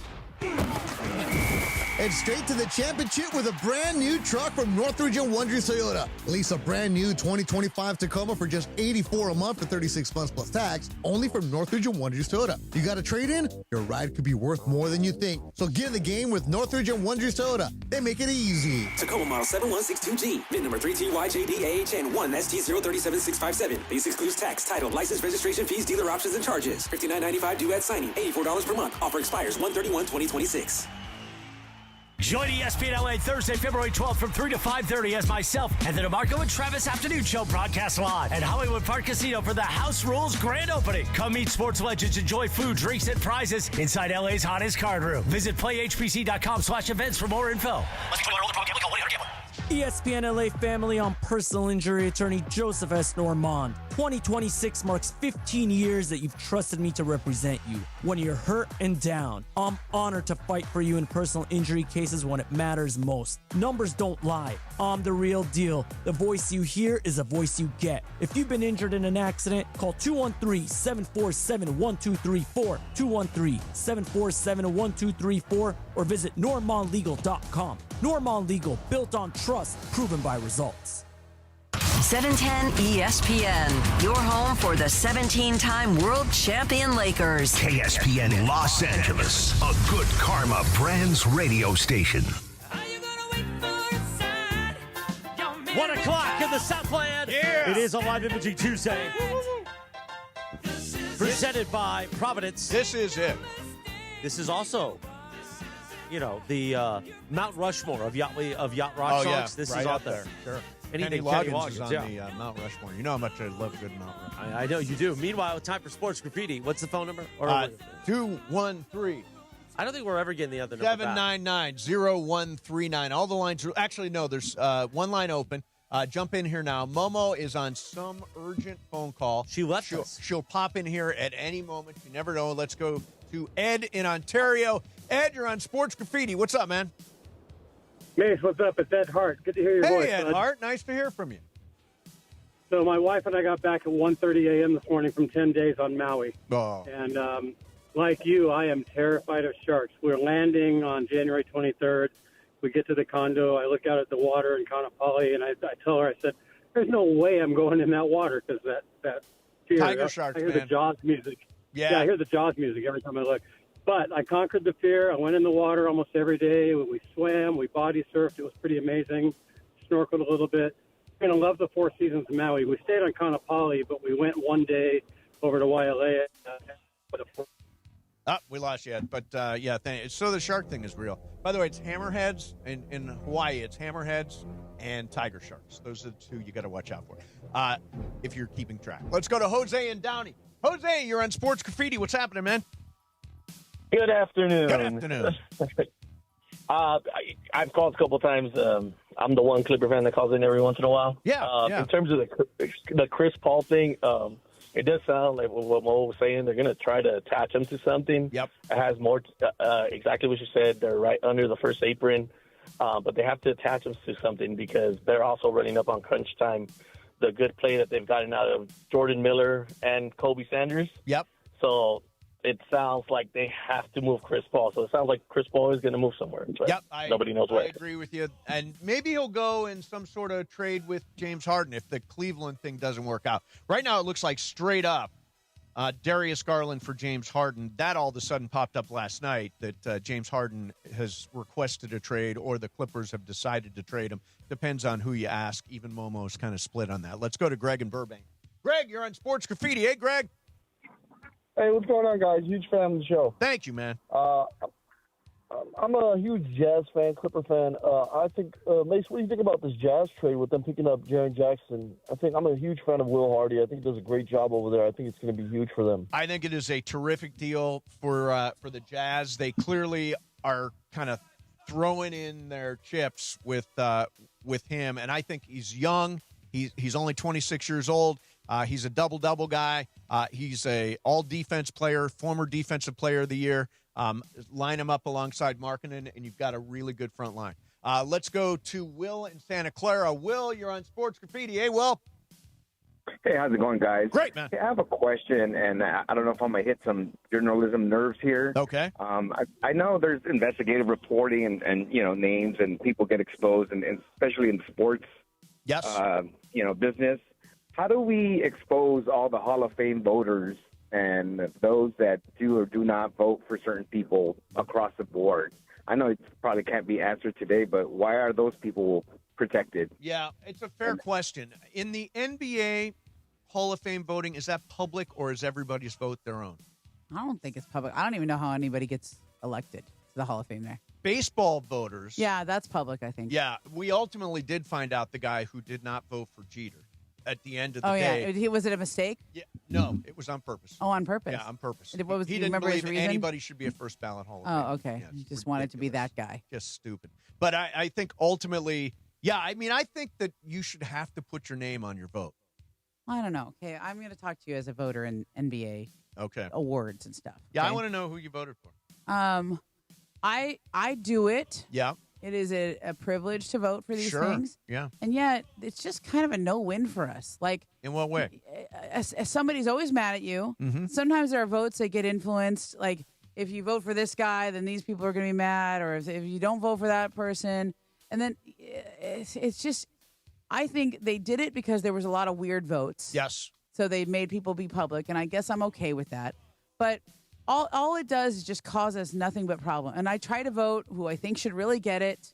And then we just have to take all the criticism from every fan, from every team who's mad that you didn't vote for that. Like, so it's just, and I feel like women voters get dragged a lot more. Like, Sure. I mean, like me and, we all talk about it. Like, Right. It doesn't matter if I can totally justify all of my selections. It's just people get mad and then you just get dragged. Yeah, for I it. want like, every vote public. I want to know who well, how about you everybody vote voted and for. you end up in my Twitter mentions? That's fine. It's not fun. I know. I'm sucks. sure it's not Like- fun, but just don't go to So, like, Twitter. why I haven't do opened we- Twitter in a month. You don't need it. You can live without it. I can't. Not in my line of work. I guess not. I know. 213-799-0139 line is open there. Let's go to Wesley in Huntington Beach. Hey, Wesley, what's up? Hey, yeah, 2 quick points. One on the Rams, one Lakers. Yes. Rams one. Are we? We're the second best team in the NFL the last 2 seasons, aren't we? When No the doubt. Patriots are going to get blown out in the Super Bowl, it's really upsetting to be that close, but not be in the Super Bowl. Yeah. With the Lakers, I feel Momo could answer, but our teams. I mean, we've always talked about the Laker tax when it comes to trades, but after last trade deadlines, with Nico's been fired and the Mark Williams trade getting rescinded, are people hesitant to trade with the Lakers? That's a good question. I mean, look, do I think they'll ever do a trade with the Mavericks again? Maybe one day, but probably not soon. Yeah, because I was people will freak out if because they ever there's do some it. talk that they might move Daniel Gafford, and I'm like, he would be perfect for the Lakers, Yeah. but I don't think Dallas is I ever don't going to think trade Dallas anybody is- here again. I don't think people would be such an uproar. Yeah, I think Gafford might move. I've heard of some things out there, and I It'd be don't think it's perfect to. for I don't us. think it's to the Lakers. No, I don't think it is either. It's somebody else. I don't think it is. Are people hesitant to trade with the Lakers? Yes. The answer is yes. Right. Does it stop them from doing business? No. There's certain teams they have better business relationships with, they do deals with. But I do think teams don't want to help I do think that's a real thing. That is a real thing. They don't want to help the Lakers. They don't. Except for Nico. He did. Except He for and Nico, Rob. yeah. He was like, let me help you out here. Let's go to TJ in L.A. Hey, TJ, you're on Sports Graffiti. What's going on, man? Good afternoon. Good afternoon. Momo. What's up? Momo, I need you. Okay, so if you ask me, I don't personally think that the Lakers need to get rid of Rui. I don't either. I think Rui's our best 3-and-D guy. I'm not saying that's giving him the world applause. I'm just saying I don't think no one else can still give you 15. By the way, like I'll just jump in and say, TJ, he's a 3 guy. He's not necessarily a D guy. I mean, he's better than what we have, man. Yeah. Come on, give him some credit. But he's not our best He's defender at strong, all. and they can match him up with big centers sometimes, so that Okay, so here where I'm at. So Utah just made a big splash, of course, right? Yes, But yes. if you look at Utah team, Utah just either they're about to make another big splash or they just built the craziest wall, okay? They have Larry Markin, Walker Kessler, Kyle Filipowski, and Yusuf Nurkic, who has had a really good surge he kinda this has. year. Yeah. Because I have not seen, even on Prize Picks, his PRA is up there like 28 plus all the time. So I'm like, in my mind, maybe is that something the Lakers should look at? Because I think that Danny Ainge, I mean, he still has Ace Bailey. I'm sure he's going to keep Larry Markkinen because he's young, and he's still going to keep the Keontae George kid who's having a phenomenal year. He is having a great year. Do you think there's maybe something Lakers should look at towards the Jazz? That's all. Thanks, Momo. That's a great question. I think you're right on it. I mentioned it earlier. Like, is that interesting about Walker Kessler? He's out for the year. Yep. They got too many centers right now. Yeah, they do. They're loaded. I will say this. Utah has a very strong incentive to finish with a top 8 pick. If their pick is over, well, then why'd they make this trade? Let's just say I'll be surprised if Jaren plays a lot of games. Oh, interesting. Yeah, it's like Trae Young in Washington. Because it's top I don't think 8. Trae going to play a lot of games. It's this year. top 8 protected. Top 8 protected. Oh yeah. And if not, guess where it goes? Oklahoma City, where they all go. God. Top 8 protected, Yeah. and then it goes to OKC. It's like so. They're incentivized to not win many games this year. Yeah, interesting. So you think he may not play much? Yeah, interesting. All right, last call. Let's go to Brian in Oxnard. Brian, you're on Sports Graffiti. Hey, Brian. Hey, what's going on? So I want to talk about a conversation I had with my cousin a couple of weeks ago or so. I want to pick your brain on it. He claims that anybody who is a true Los Angeles or Californian, more so not Northern but Southern Californian sports fan, you should be a Chargers fan. And you should be an Angels fan. And the reason he said that, I'm like, okay, well, what's your logic with that? He's like, well, if you think about it, the Chargers are really the true California football team, and the Angels don't have a dark history like the Dodgers do. And he's like, and you can Google this, Brian. He told me, he's like, the Dodgers kicked out a lot of innocent homes, families from their homes at Chavez Ravine. Is that true? And what's your take on that? Okay. He's saying that they have a dark history. Okay, there you go. That is true that Chavez Ravine, they did clear it out to build Dodger Stadium, and a lot of people, because of eminent domain, lost their homes and all that stuff. That was in the 50s, right? 50s, right? Late 50s. There must be an expiration date for that. I mean, I would think that the Dodgers' dark history doesn't affect what's going on right now. The Angels, I would argue, do have a dark history, as in not winning for a very long time. That's a dark history. Yeah, the Angels and the Chargers, that's just getting on loser teams. Yeah, who would be an Angels fan and a Chargers fan? It's a rough life. That is tough. Probably a Are you going to adopt the and a Clippers fan? Take on all three. No, not me. No, he's just so in that in the caller's point, I forgot his name, but what was the hook there on the Chargers? I get where he was going with the Dodgers. Is the only team that was born and bred, never left California. Was not so like the Rams were both a St. Louis team, but also a Cleveland team, right? So they were Cleveland Rams and came here. 100 years also ago, St. Louis for a long time, where most people experienced were in St. Louis. San Diego Chargers were the only team that was here that moved from Southern California, San Diego to LA. Now the Rams have been in LA. I grew up with the Rams in LA. Time. I know, but there's a lot of people, maybe even that caller himself, that didn't grow up with them in LA. Right. I always felt like they were LA's team. Yeah, and then St. Louis stole them, and then LA got them back. Well, I guess first Anaheim stole them, technically. That's true. But That's I still, I Didn't they went play to the Coliseum, games. though? Yeah, they One did. more They year. did, But then they moved to Anaheim. Yeah. I went to games at Anaheim. Same here. Yeah, I grew up on the Jim Everett Rams, you know? Does Cleveland claim the Rams, though? Because, again, it didn't start in LA. Yeah. It started somewhere else, technically. And No, they Came don't. here. They don't claim that. What year was that? You're talking. like You're in the going back 50s. to yes, I'm going back way, way far. the 30s.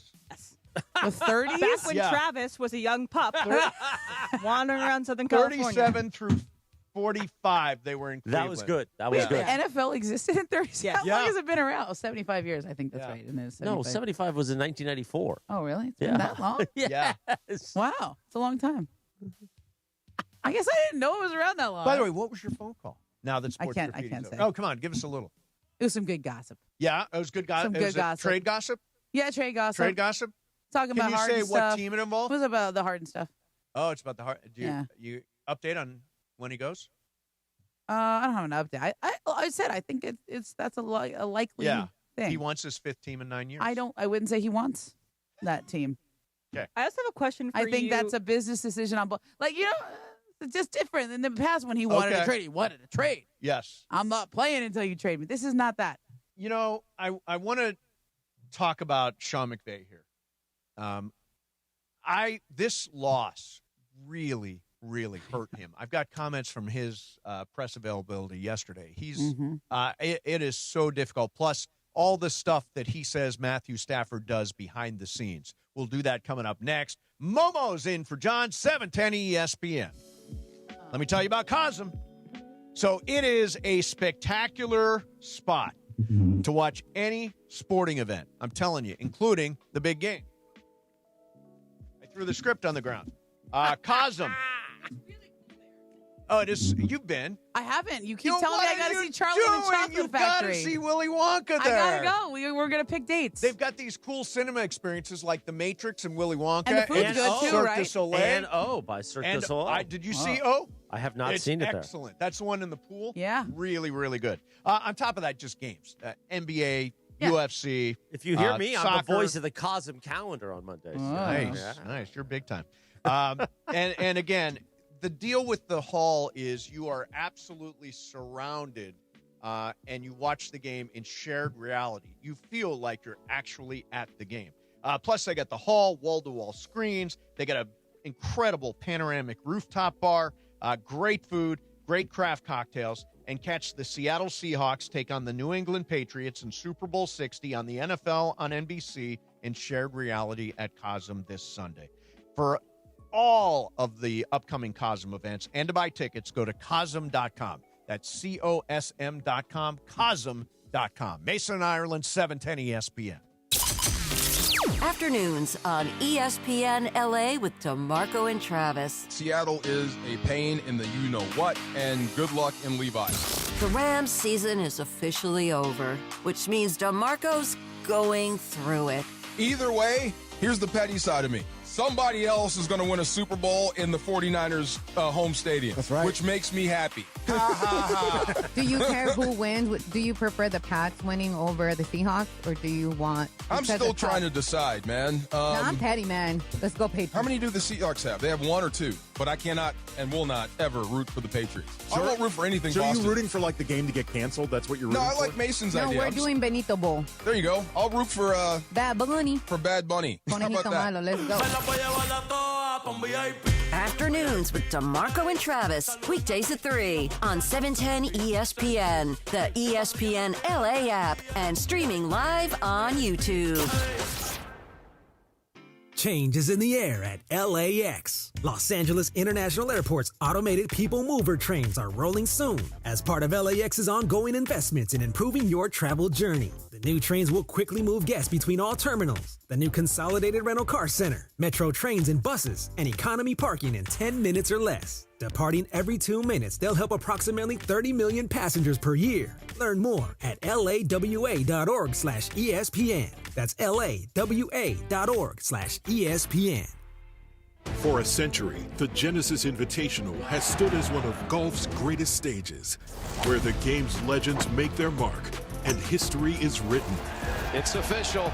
The round that will long be remembered. Oh, yes! Ludwig Oberg. February 19th through 22nd, celebrate 100 years of championship golf. Experience the drama, the tradition, and the moments that define the Genesis Invitational. Get your tickets now at genesisinvitational.com. Join ESPN LA at Yamava Resort and Casino for Super Sunday and the morning after. Party with me, Morales, Lindsay, and Bergman at the pool deck for our Super Sunday watch party featuring massive screens, nonstop energy, and a legendary guest, quarterback Jim McMahon. The next morning, we'll be broadcasting the Monday after, live from the resort, celebrating an unforgettable finish to the football season. Super Sunday, the morning after. Be there this Sunday at Yamava Resort and Casino. Visit ESPNLA.com for more information and secure your tickets. You in? For over 40 years, Kendall Jackson Wines have been crafting exceptional wines from California's cool coastal vineyards. Family grown and family owned since 1982, Kendall Jackson is home to America's #1 selling Chardonnay for over 30 years. The iconic Vintners Reserve, with nearly 50 wines to choose from, including Cabernet Sauvignon, Sauvignon Blanc, Pinot Noir, and more. There's a Kendall Jackson wine for every taste and every moment. Find Kendall Jackson nationwide at every major retailer, your favorite bar and restaurant, or deliver right to your door. Learn more and find a bottle at KJ.com. I'm Boomer Esiason. My mom died from cancer. She was only 37 years old. She didn't have life insurance, and that was devastating for my family. That's why having life insurance is so important to me. Ethos makes it fast and easy. Get a quote in seconds, apply in minutes, and get same-day coverage. You can get up to $3 million in coverage with no medical exam. Get your free quote at ethos.com/play. That's ethos.com/play. Paid spokesperson. Time spent on application may vary. Online health questions required. A SoFi personal loan is here to help you achieve something once thought impossible: overcoming high-interest credit card debt. Walk the tightrope of your finances with one low, fixed-rate monthly payment, no fees required, and as soon as the same-day funding. That's right. Pull off your own debt-defying stunt with a SoFi personal loan. Visit SoFi.com/trick to learn more. Loans originated by SoFi Bank, N.A., member FDIC. Terms and conditions apply. NMLS 696891. Like sugar on my tongue. Oh, like sugar on my tongue, base. 120 on a Live Imaging Tuesday presented by Providence. Mason and Ireland, Momo in for Johnny I. Johnny I will join us at the 2 o'clock hours. We get ready for Lakers Nets. How about that? The final game of the Grammy road trip tonight. You know, we're going to ask Clapper in about 10 minutes about Lindsey Vonn. I've been waiting for this segment. This is an insane story. And Lindsey Vonn says she's still going to give it a go. Torn ACL. Downhill. Yeah. She's like, I'm going to try. Yeah. We'll talk to him about that. Torn ACL. How does that work? Yeah. Clapper's going to know. He's going to put it into a Clapper vision, and we'll have a full understanding. You're a Raiders fan. I am. So how do you feel about the Raiders? It's the best part of the Raiders is that song. Now that we find out they have reportedly, they're going to hire Clint Kubiak. As soon as he gets done. As soon as he gets done winning the Super Bowl. There you go. And Fernando Mendoza, likely the number one pick. How do you feel about Clint Kubiak? Fine, cool. Let's go. Yeah, is that your? I mean, my expectations are so low. It is hard to disappoint me. Well, when you've been beaten down by years and years of ineptitude. Like, as long as we don't totally embarrass ourselves. Yeah, I mean, the Raiders are like the NCAA tournament, one and done. You get one season, and that's it. Right? Yeah. I mean, and you cannot, I don't care what happens. I forgot all the names of the coaches we've had. The special teams guy was good that one time. Forget about what happens this year. Rich Bisaccia. Yeah, there you go. Bisaccia. There you go. So I think, though, you've got to give Clint Kubiak a minimum of 3 years. Especially with a new quarterback. A minimum of 3 years. That's what the Colts owner was talking about. Carly Irsay was saying that she's having more patience with their thing because it doesn't. Your plan doesn't come into place in year one. Right. It has to build into what it is. You know, I think that what would be a successful season for the Raiders? 8 wins? Oh God, that we would be wildly successful. Throw a parade down. I mean, it's Vegas, man. In theory, it's doable if you get the right coach and the quarterback. Sure. Yeah, we're also in the AFC crazy. West, and the AFC West was really good, but I don't know where's Mahomes going to be for half the year. He's got an ACL, and it's not like Lindsey Vonn, still playing on that. Still ACL. got Broncos Chargers. They're pretty good, yeah. And Knicks should be ready for the season. Oh yeah, Bo Nix. Bo Nix should be ready for the season. Yeah, you got that. No, it's a really tough. But if the Raiders won 8 games, I mean, I agree with you. Parade in Vegas. Yeah. You know what's weird about Vegas? I have a lot of friends in Vegas, and none of them are Raiders fans, and they all kind of are annoyed that they're there. I know. I've heard that too. It's so weird to me. Well, that's what happens when you show up and suck. Like, if you show up and you're like, the first year people went to the games and they were like, "This is cool," right? But I've heard that it's not full at Allegiant. Well, all the time. no, it's all the other teams. Yeah, because like when Pittsburgh went there this year, apparently everybody in Pittsburgh was like, Pittsburgh travels everywhere. Pittsburgh was like, "Let's go to Vegas." I mean, Pittsburgh comes to SoFi, they also pack it out. But those are Pittsburgh fans who are here. No, it's probably also people that travel. I don't think so. There's probably Pittsburgh people in Vegas. Those Niners fans do not travel. They live here. Okay. Do you disagree with that? I don't. Well, you would know better because you're the one at the game. Yeah, I think they all live here. And in the same case of the Raiders, like when the Steelers come, people aren't getting on planes. So do you think that the Steelers fans in Vegas are Steelers people traveling to Vegas? Yes, or people it's that Vegas. live No, I also think people live in Vegas that I Steelers agree with fans. that. But I think if you were looking for a travel destination, you can't beat Vegas. I just think, look, the Rams came back to L.A., and what's the first thing they did? made a big trade, right? Sure. They Jared tried to Goff. be good right away because they understand when you go to a new town, you got to earn your keep. You got to win the hearts and minds. Yeah. Well, And the the Raiders Raiders- did a different philosophy, which was make it so bad that when it actually happens, everybody will be so excited. It's But who is been- the everybody? It's a small market. No, Vegas, it is they a don't small have a lot of market. people that live there. It's a small serious- market with low hack talent, like JT the Brick. Oh. Oh, wow. He's just Small randomly market. taking shots all God, over the just- place The today. JT, yeah. Yeah. No, we like Vegas. Oh, you Yeah, like that was JT the just Brick? Well, him and I have a feud going on. Oh, okay. The okay. big morning show Okay. bit. Yeah. So I wanted to play this clip from Sean McVay. Sean McVay I was wondering where that yesterday. came from. I was Sean like, McVay yesterday was kind of looking back on the season, and you can tell this loss to Seattle really got to him. That one will, for the right reasons, because of the love I had for that group. And I'll tell you this, a lot of credit. It was a high caliber back and forth game, and Seattle won and they advanced. But that was hard. What I will say is a lot of reflection on the appreciation. Get a chance to spend a little bit of time with some of the coaches, some of the players, and you'll always have those memories and the relationships that were built in the midst of it. But it is hard to see, stuff going on where the teams are traveling out there in the coverage, and you really wanted to be playing. But, Seattle earned the right to advance and loved our team. And I am excited about getting back and building it back up, and you start it all over. You don't start back at the NFC Championship, and you start all over again. But when you have people that you believe in and you're excited and optimistic about what that can look like if you do it the right way, one day at a time, gives you a lot of excitement about what's ahead. And if everything was good, you wouldn't know the difference between the tough ones and the sweet moments. And so, decompress, no. Appreciation, yes. Excitement about moving forward. You're damn right. You know who's- great. You know who Great quote. You know who Sisyphus is? Yeah, he's the one who pushed the rock up the hill. Correct. And what happens when he Kept gets falling, the rock to it the top always of the hill? fell back down. Always falls back down. And you know what? You like that? I know that? Yeah. That was good. Yeah. You know what McVay didn't do? What? Fire his defensive coordinator. Oh, God. I was telling a story about Sisyphus. Were you still not hold on? disappointed that Raheem didn't come back and said he went to the Niners? Yeah, I don't think Chris. The defense tailed off at the end, Oh, but I here we don't go. have. Come on, Chris Shula was Sean McVay's roommate in college. Yeah, I don't feel crisis level worry about Chris Shula. Okay. I care more about who the special teams coordinator is going to be. Okay. Because that's where we Bubba. have trouble. Yeah, We Bubba. got Bubba, exactly. So the one thing I'll say about Sisyphus is that's what any season is about. You always go back to square one.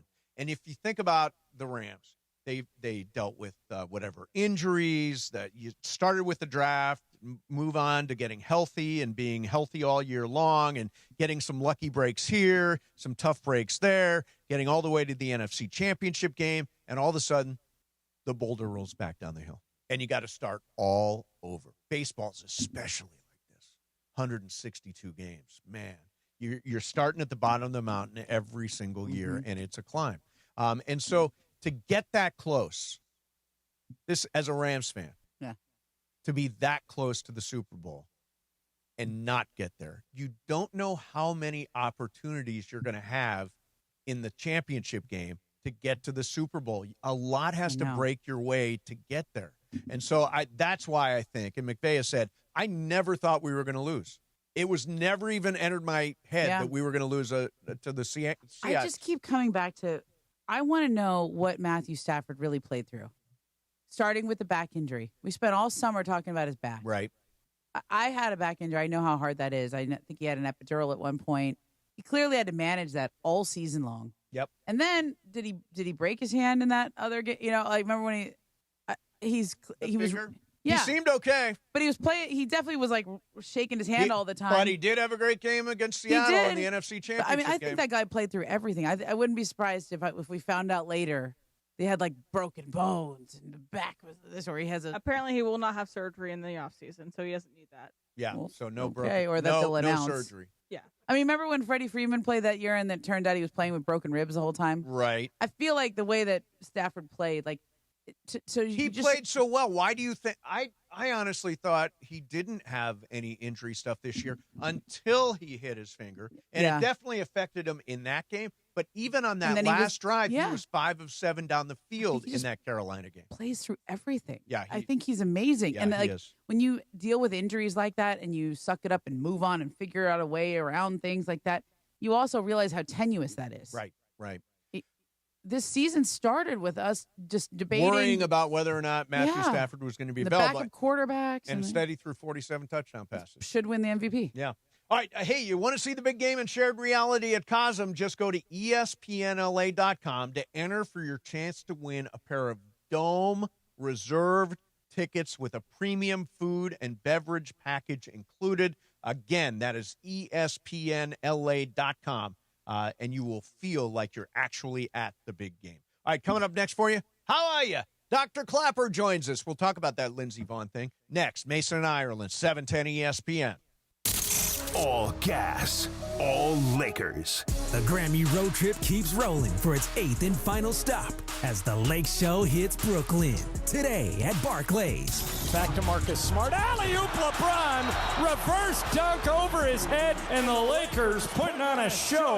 Your Los Angeles Lakers come face-to-face with the Brooklyn Nets. Coverage begins today at 3 p.m. The Lake Show lives here. 710 ESPN and the ESPN LA app.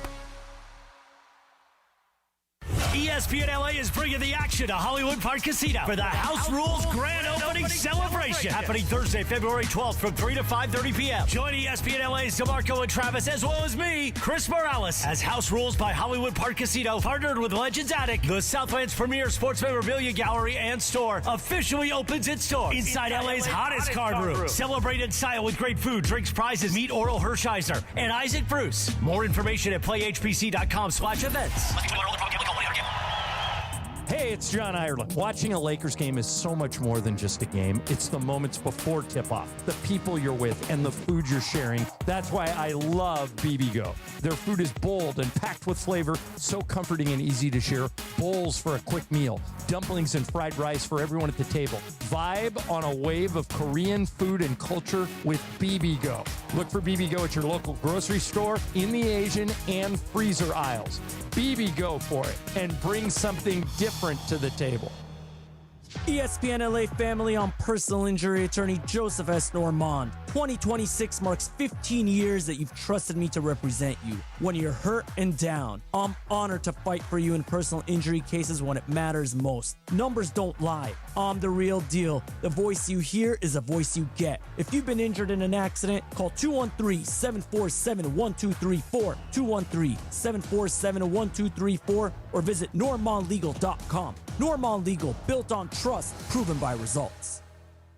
As America's #1 motorcycle insurer, Progressive has your back. Oh, like roadside assistance? Oh yeah, Progressive offers that. Great. Do you have plans Saturday? My cousin canceled and I'd love to have someone to ride with. Actually, we just do insurance, not riding buddies. Cool, let's meet at noon. Actually, scratch that. 10 a.m., you and me, breakfast at a diner.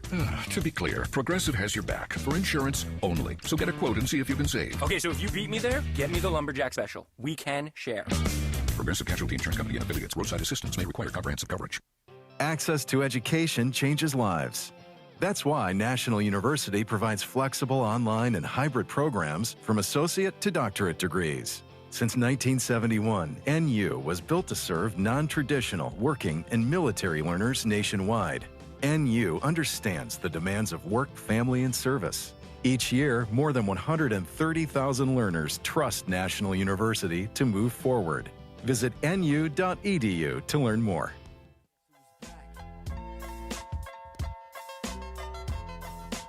$133 on a live imaging Tuesday. Yeah. Mason and Ireland, Momo sitting in for Johnny I. You hear him Saturday mornings at 7 a.m. The great Dr. Robert Clapper, presented by Cedar Sinai, the Weekend Warrior Show. Dr. Clapper on the line. How are you? How are you, Dr. Clapper? I'm doing great. Great to hear you guys and ladies. Yes, great to talk to you. So everybody is fascinated by this Lindsey Vonn story right now. Seriously. She ruptured her ACL. Here's what she says about the injury and about the Olympics. I'm not letting this slip through my fingers. I'm going to do it. End of story. So I'm not letting myself go down that path. I'm not crying. My head is high.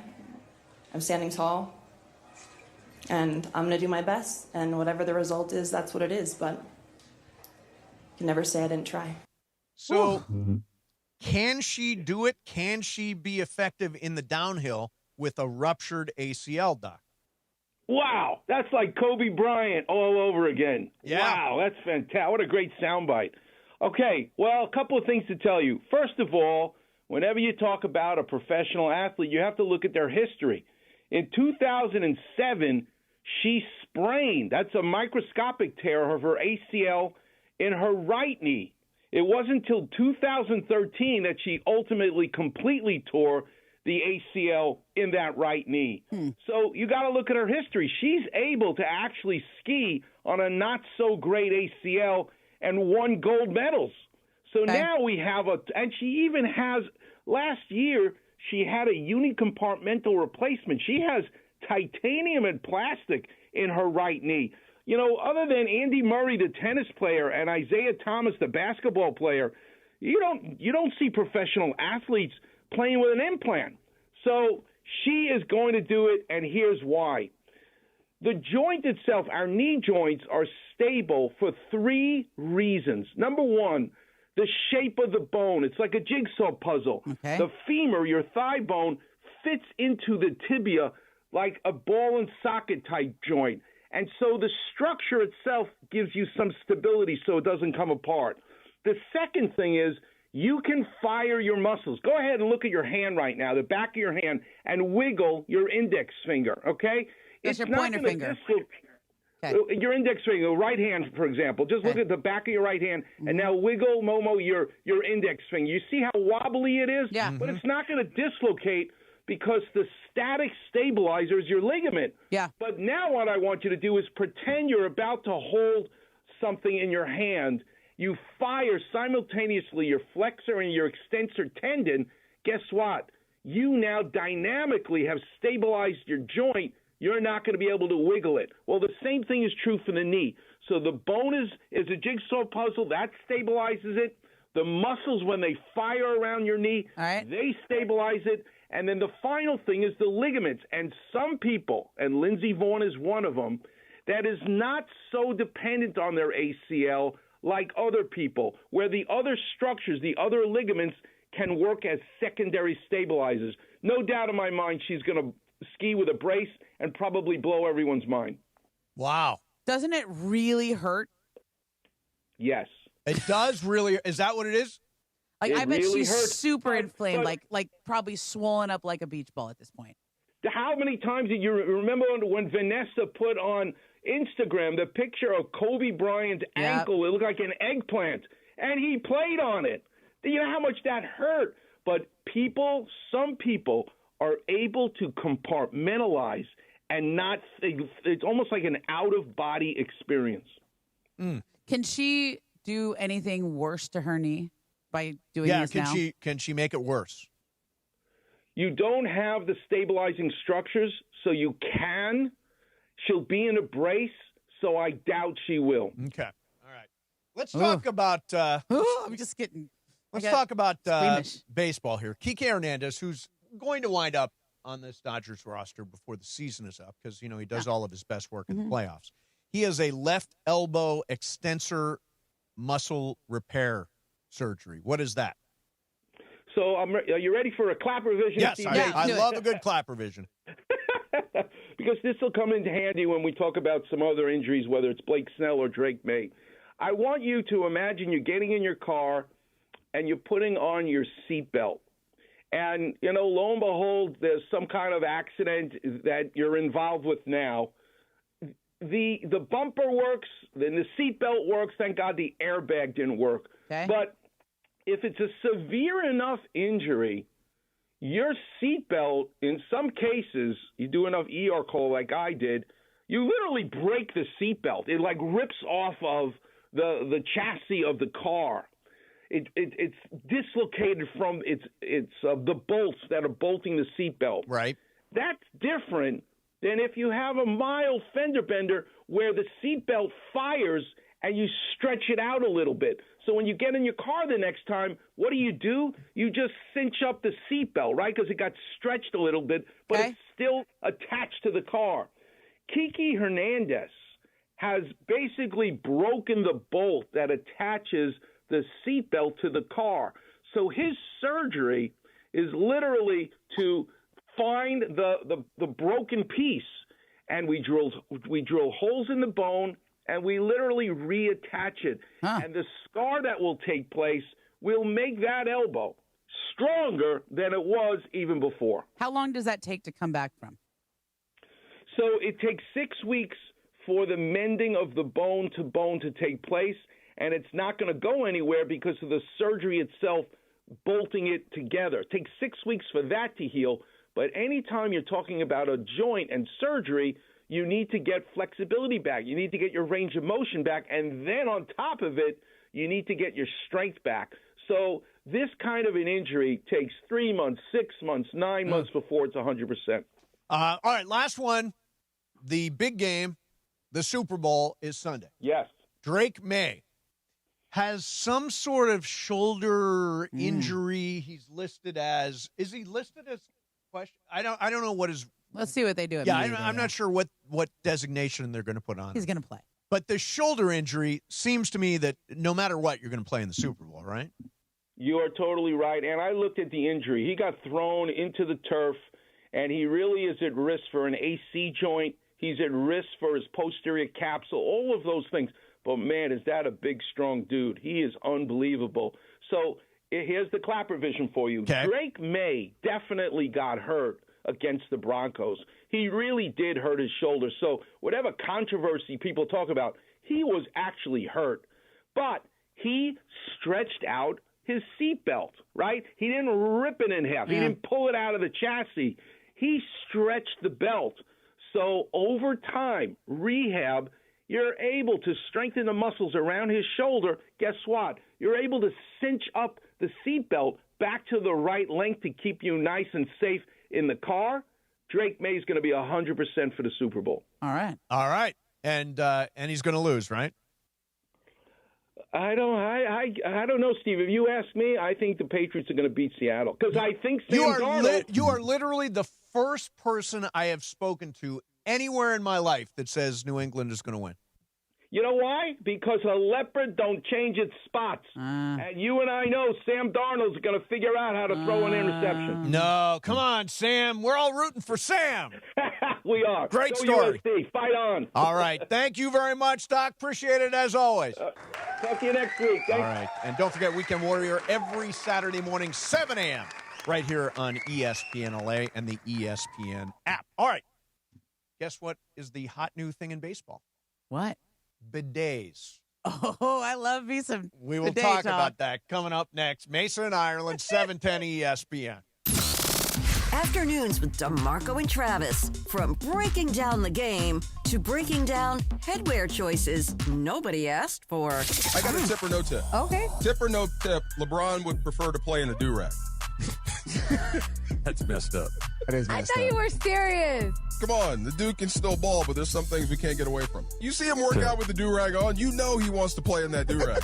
You know. I bet he plays better in the do-rag. Come on. I mean, by the way, do you still rock do-rags? Every now and then. Do you do a do-rag? I do, yeah. When I have my braids. Okay. To keep it down, yes. Not every day, but because I get the dent. Yes. Yeah, for sure. Tight, especially if you sleep in it. I don't wear one in case you guys are going to ask me. I was waiting for that. Sports, culture, and conversations that only happen here. Afternoons with DeMarco and Travis starting at 3 p.m. on 710 ESPN. The all-new ESPN LA app and live on YouTube. For a century, the Genesis Invitational has stood as one of golf's greatest stages, where the game's legends make their mark and history is written. It's official. The round that will long be remembered. Oh, yes! Ludwig Oberg. February 19th through 22nd, celebrate 100 years of championship golf. Experience the drama, the tradition, and the moments that define the Genesis Invitational. Get your tickets now at genesisinvitational.com. This is the Doctor in the Dugout with Dr. Alan Byer, presented by Hoag Orthopedic Institute. I'm often asked about people who suffer their first back injury, think they've pulled a muscle in their back, and they don't stretch enough as far as their back is concerned. So when do you seek care from a doctor when you've sustained a back injury? At Hoag Orthopedic Institute, we like to tell people that the most important thing is to watch and see if that back pain is radiating down your leg, causing any numbness, causing any weakness, or any bowel or bladder dysfunction. These are surgical problems usually and require a more urgent visit to the emergency room rather than waiting to see the doctor. If none of these signs are present, it's safe to wait it out, rest for a few days, and seek medical care from your doctor within a week or so. Hope that helps. Keep stretching your back. If that doesn't get better in a week or 10 days, that's when it's time to seek the orthopedic specialist. Hope this keeps you on the field, and keep listening. We'll be back soon. Keep listening for more on the road to recovery right here on 710 ESPN. Join ESPN LA at Yamava Resort and Casino for Super Sunday and the Monday after. Party with me, Cappy, Morales, and Bergman at the pool deck for our Super Sunday watch party featuring massive screens, nonstop energy, and a legendary guest, quarterback Jim McMahon. We'll be broadcasting the Monday after, live from the resort, celebrating an unforgettable finish to the football season. Super Sunday, the Monday after, one epic weekend. Be there this Sunday at Yamava Resort and Casino. Visit ESPNLA.com for more information and to secure your tickets. You in? Life is full of choices, some big, some small. And when you choose an H&R Block Tax Pro, you're choosing the largest network of tax expertise to be in your corner. For when your big ambitions need help with the small details. For when your six figures come from 6 different places. For when your gaming stream becomes your revenue stream. For when your business's year one needs 70 years of tax know-how. At H&R Block, we've seen it all, and we're here to help you make the most out of your money for life outside the box. Get started at hrblock.com. Time is valuable. That's why Lowe's Blueprint Takeoffs turn blueprints into quotes faster. Bring us your plans, and we'll generate itemized material lists to make quoting easier so you can get back to building. Plus, at the Lowe's Pro Desk, you get access to thousands of building materials not sold in store. And when your order's ready, we'll deliver everything to the job site. Improving is easy at Lowe's. Hi, this is Matthew Stafford of your Los Angeles Rams. This is Mason in Ireland on your home of Rams football, 710 ESPN. All right, what's on tap today on ESPN LA? Well, it's the final stop of the Lakers road trip, running through Brooklyn tonight in the Barclays Center. The Toyota Lakers countdown with Beto Duran starts at 3. Tip-off at 4:30. Hear it on your afternoon drive on 710 AM or in crystal clear digital audio on the ESPN LA app. Brought to you by Michelob Ultra, a superior taste worth playing for, the official beer sponsor of the Los Angeles Lakers. Please enjoy responsibly. So, Momo, this is very big news. The White Sox have decided to add bidets to their locker rooms. And look, I understand that you love a good bidet. I have bidets in my house. And this is because of their acquisition of Murakami, their new Japanese player. And a part of his deal is he wanted bidets. Listen, how deep do you want to go on this one? Because I can go deep. Go deep. Not too deep, though. All right. My first experience with a bidet was at the airport in Japan. At Haneda International Airport. Not Narita, Haneda. And I sat on this toilet and I was like, oh my God, this is game changer. The seat is warm. It gives me all these options. Do I want the water to come out firm or soft?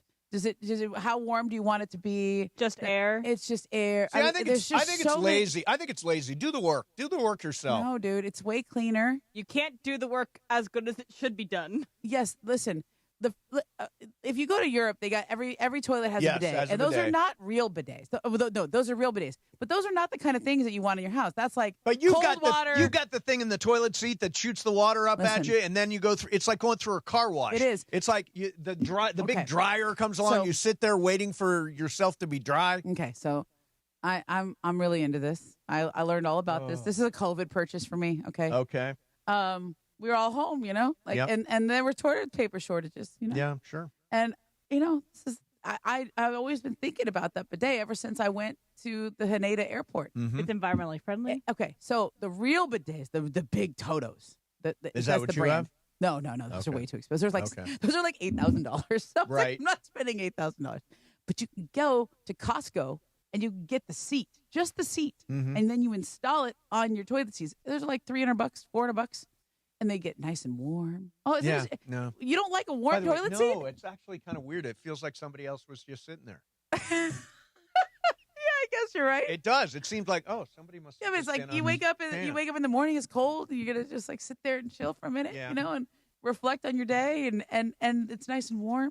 Yeah, welcoming. I say good for them. You get way cleaner this way. Okay. Way cleaner. You do. And I never stay for the dryer. That's when you can use the that's toilet when paper. It's like going through the car wash to get to the dryer part. Too long. And so you I don't just have use the time toilet for the paper dryer. to like dry you off. No. You have time for the dryer because you bring your laptop. Yeah, you can Right, toilet but with you. You spend plenty of time I'm still there. not doing the dryer. That takes a lot of time. It is a lot of time. I give up on that too. It's like, come on. And that's not the enjoyable part. How long do you spend on the toilet if you bring your laptop in with you? Yeah, you have time for the dryer. Yeah, probably do. But I don't need the whole washer. Listen, there's a whole thing like you can make it go back and forth a little. Yeah, no. See, get yourself all clean. I think instead of men using the dude wipes, which clog your Everybody's toilet into and dude bad, wipes. I've got the dude bidets. wipes. They're not. You should not flush them. They say they're flushable. They're not. They They're should not be. Who says they're not flushable? Right on the package it says they're clog flushable. your drains. They do. But they say they're flushable. They're not. You can technically flush them. You should not flush them. Oh, I flush dude all wipes they all do the is time. they suck up the water, and that's why your pipes get clogged, and that's why you get clogged. Yeah. That's why you get toilets overflowing. Well, I've had no This is my problems. mission in life, to get people to stop using the dude wipes or at least stop putting them down Emily, the toilet. you have been to my house. I have. Did Your you sit on the toilet is totem? fantastic. Right? Were you like, nice. whoa? Did hey. it rock your world, Em? Yeah, what a bidet. How many times since before that had you sat on one of those seats? Maybe like once or twice here and there at fancy homes. Did you go a few extra times? I got to pee again. Yeah, let's go. I don't think I've Sit on been a extra bidet. times. I don't think All right, so. I'm going to move on. I'm going to Listen, move you on. go to Thank you. Costco, they're like Thank you. $300. They're wonderful. Get the Toto. Love it. Good Toto. bidet. Good bidet talk. There you go. All right, so I want to know what you know about this. Yeah. Major League Baseball right now. Yeah. I thought this was a good question for you. Yeah, no, it's a little in the weeds. They're trying to acquire the television broadcast rights for every Major League team, and they've got 15 teams on board. So what they want is they want every team under the same umbrella, including the Yankees, who have Yes Network, and the Dodgers, who have Spectrum. Mm-hmm. Now, the Dodgers make $300 million plus on their television deal. It's unbelievable. I don't understand why they would join this consortium of all the other teams to be run by Major League Baseball without a gigantic boost or a disproportionate share of the revenue. Well, I can go way back and hit. You want to get real in the weeds? Are you going to go back to the McCourt stuff? Yeah, I was. Don't go Don't to the go McCourt back, stuff. okay. That's too far. pretty- I know exactly what Yeah, you're going to okay. talk about, but it's that's way too in the weeds. So the Dodgers also pay a lot into revenue sharing. Yes, and they do. a lot of that comes from their TV deals and their sponsorship deals. I think the Dodgers have. I have heard numbers on their sponsorship. It's out of this world. Yeah, out of this world how much money they make in sponsorships. Mostly with Shohei and all the Japanese sponsors that came over with him and Yamamoto and everything. But they're doing incredible business. Yep. And their TV deal used to be the Envy of Baseball, still is. The Yes Network is good too. But I think they do so well in the sponsorships. If there is some area where they can, if baseball pays them a fair value or they compensate them fairly, I think this makes a lot of sense for baseball. Because it allows them, and Manfred wants it done by the end of 2028. It gives them the opportunity to sell it all together. of Major League Baseball in one big chunk to someone. So here's what we know about baseball viewership. It's very local. Yes. People don't tune in to, I mean, there are some national games and teams that have national interest, but generally speaking, viewership is very local. Like you're going to watch the Cleveland Indians if you live in Cleveland, unless you're Lindsey Fulton. Okay? Right. You're going to watch the Minnesota Twins if you live in Minnesota. Sure. Right? But all of these regional sports networks, in the business we call them RSNs. Yeah, they all kind of went belly up. They all went belly up. It's not a good business anymore. No one knows how to sell it. Local advertising doesn't get the higher rates, et cetera, et cetera. So this would be very good for that issue, for all the smaller teams. Yeah. And it's another package for the league to sell as a bigger package when the league did not do very well in its national TV package. I remain unconvinced that the Dodgers would ever join such a thing. They're giving up way too much money. Would they give up? How will they be compensated? Well, they'd have to get $330 million out of it. Maybe there will be some middle ground or some ground where they're not losing their shirt in it. Maybe they'll be compensated as a credit and a revenue sharing. There's a lot of creative ways they can go with this. Okay, I'm done in the weeds. Okay. Hey, Ireland's in Brooklyn. What are you doing, Ireland? What's happening, people? What's up, man? Mace? Yes? That piano bar you turned me on to might be my favorite bar in the country. No, it's Don't Tell Mamas in Hell's Kitchen. It is really fun. Okay. It was. We went the first night we were there, and we went back last night. Nice. Okay, what was your song? No, it's not that. It's professional singers go up and sing. Got it. Ramona, so this is the way. Mace, how did you guys find it? How did you and Juan find it? I love a good piano bar, and I used to go there when I lived in New York. A friend of mine took me there. What a great Mace spot. is a good guy to go to New York with because he knows so the Ramona, spots. this is the deal. All these people that are trying to get jobs on Broadway, many of them already have jobs on Broadway, are the bartenders and the waiters. And so, like, in her left hand, she's got a microphone, and she's singing You Oughta Know by Atlanta Morissette. And in her right hand, she's delivering flatbread to the table behind me. It's crazy.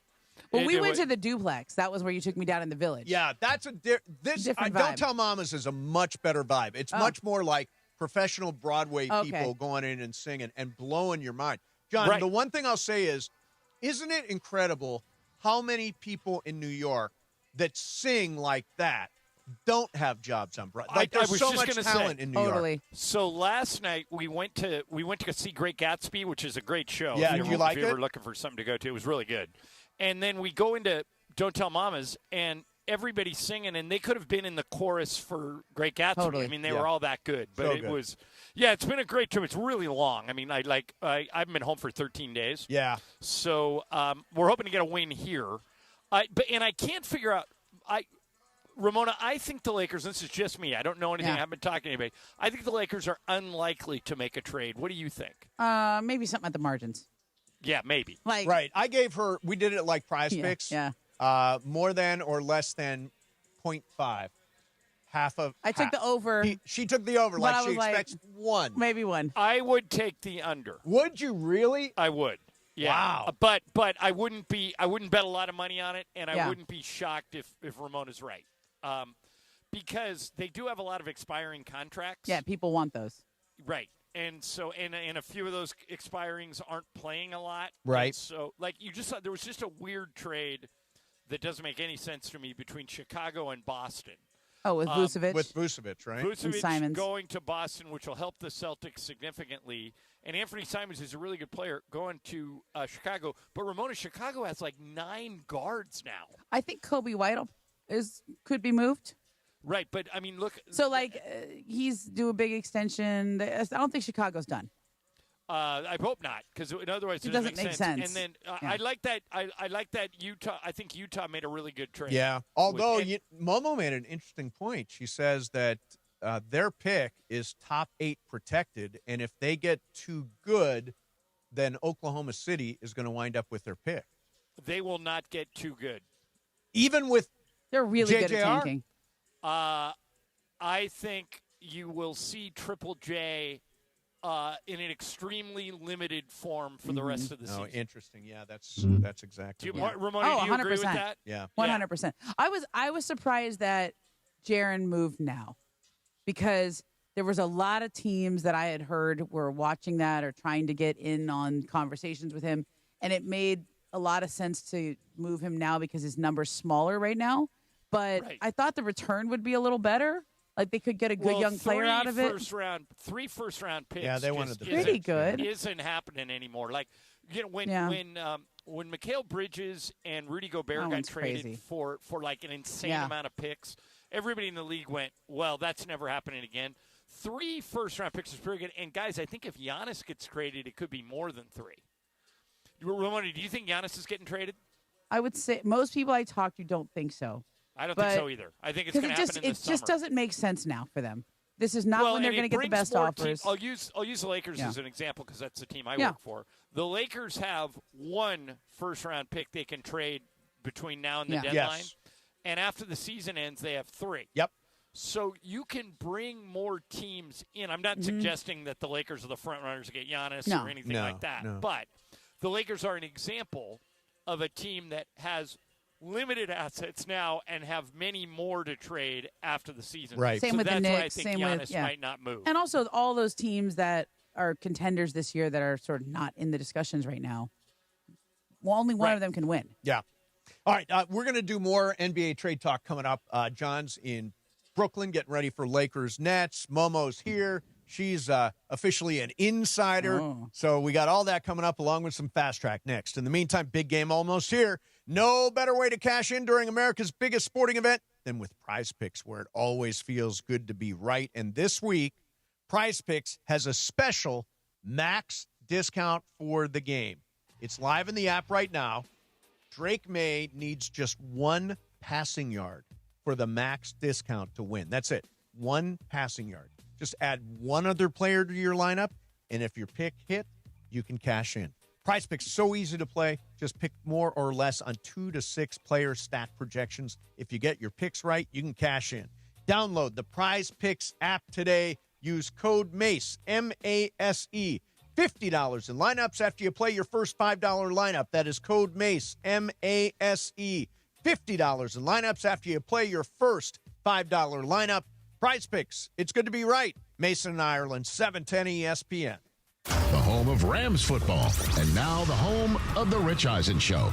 Weekdays 9 a.m. to noon, KSPN Los Angeles, a Good Karma Brands radio station.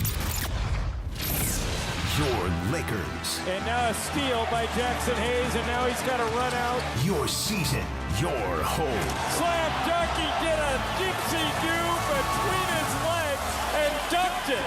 Follow Jackson Hayes, the Lakers, and every thrilling moment of the Lake Show. Michael, he was like he was in a dunk contest. Yeah, that was pretty impressive. On the home of the purple and gold. ESPN LA. That might be one of the best in-game dunks I've ever seen.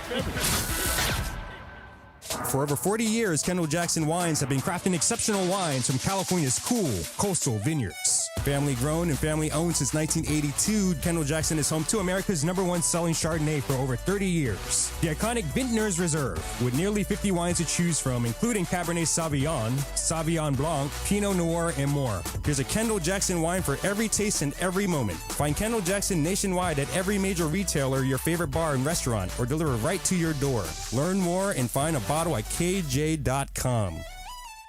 In Los Angeles, it's not about closing deals. It's about opening partnerships. At ESPN LA, we're hiring audio marketing consultants and play-by-play marketing consultants. People who build relationships and create custom solutions powered by ESPN LA and the biggest teams in the city. This is where brands connect with fans who care. Competitive pay, full benefits, unlimited upside. Open your next partnership. Apply now at goodkarmabrands.com/careers. ESPN LA family, I'm personal injury attorney Joseph S. Normand. 2026 marks 15 years that you've trusted me to represent you. When you're hurt and down, I'm honored to fight for you in personal injury cases when it matters most. Numbers don't lie. I'm the real deal. The voice you hear is a voice you get. If you've been injured in an accident, call 213-747-1234, 213-747-1234, or visit normandlegal.com. Normand Legal, built on trust, proven by results. Good Karma Brands is proud to be an equal opportunity employer, providing equal employment, development, and advancement opportunities to all teammates and applicants. To learn more about careers with us, please send an email to talentacquisition@goodkarmabrands.com. That's talentacquisition@goodkarmabrands.com. And it is 2 p.m. in the Southland on the biggest show on the radio, Mason and Ireland. And it is time for Fast Track. Fast Track. The return of Fast Track, driven by our friends at Cerritos Auto Square. Why do more people buy their car at Cerritos Auto Square than from any other location in Southern California? Easy.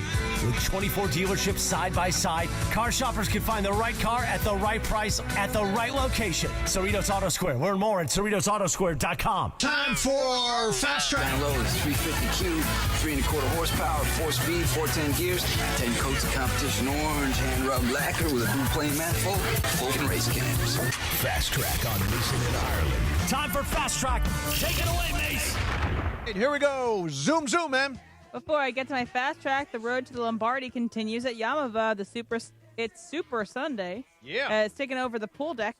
Join Cappy, Morales, Bergman, and producer Lindsay at Yamava Resort and Casino for a full-blown Super Sunday watch party. Doors open at 1 p.m. and kickoff is at 3:30. So get there early and soak in the energy before the big game starts. Lock in your spot now at ESPNLA.com. That's ESPNLA.com. And join us at the Yamava pool deck. You in? You in? So speaking of the Super Sunday. Yes. Mike McDonald, who's the coach of the Seahawks, we all know what happened the last time that the Patriots and Seahawks played.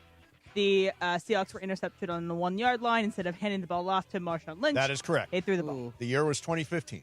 So Mike McDonald was asked not once, not twice, but 4 times what he would do in this situation, and these are his answers. Let me lay it out for you here. End of the fourth quarter, 30 seconds left. You guys are trailing. You're on the 1-yard line. Are you throwing it or are you running it? Best play available. It's the fourth quarter, 26 seconds left. It's second goal on the 1. You're down by 4. Are you going to run the football or are you going to throw it? Is beast mode in the backfield? Call him and get him in uniform and finally hand him the football? That's within the realm of possibility. On the 1-yard line with 30 seconds left, would you run it or throw a slant? I think the more important question is how many times am I going to get this question over the next 3 days? If this comes down to a one-yard line scenario, 20 seconds to go. We run it or pass it? I don't know. I mean, I'm kind of done answering this question. I'm going to go to That was great. That is so funny. All right, Ramon, I got to go to you first. So what would you do in this situation? You're in that scrum asking McDonald, and you see 4 different people ask the same question. What would you do afterwards? Okay, first of all, what is the backstory of his history with Pete Carroll? I don't think he has one. No. I think he did the right thing. You can't throw Pete under the bus. He already just got fired by the Raiders. Everybody's talking about it. Like, the most interesting person to put this to is Mace, because you have for years refused to say that Pete Carroll made the wrong call. That is correct. You now admit that Pete Carroll made the wrong call. No. In retrospect, of course, if he had it to do over again, I'm sure he would do something else. But his highest percentage play, his most successful play that year, was the slant at the goal line. So I understand why he did it.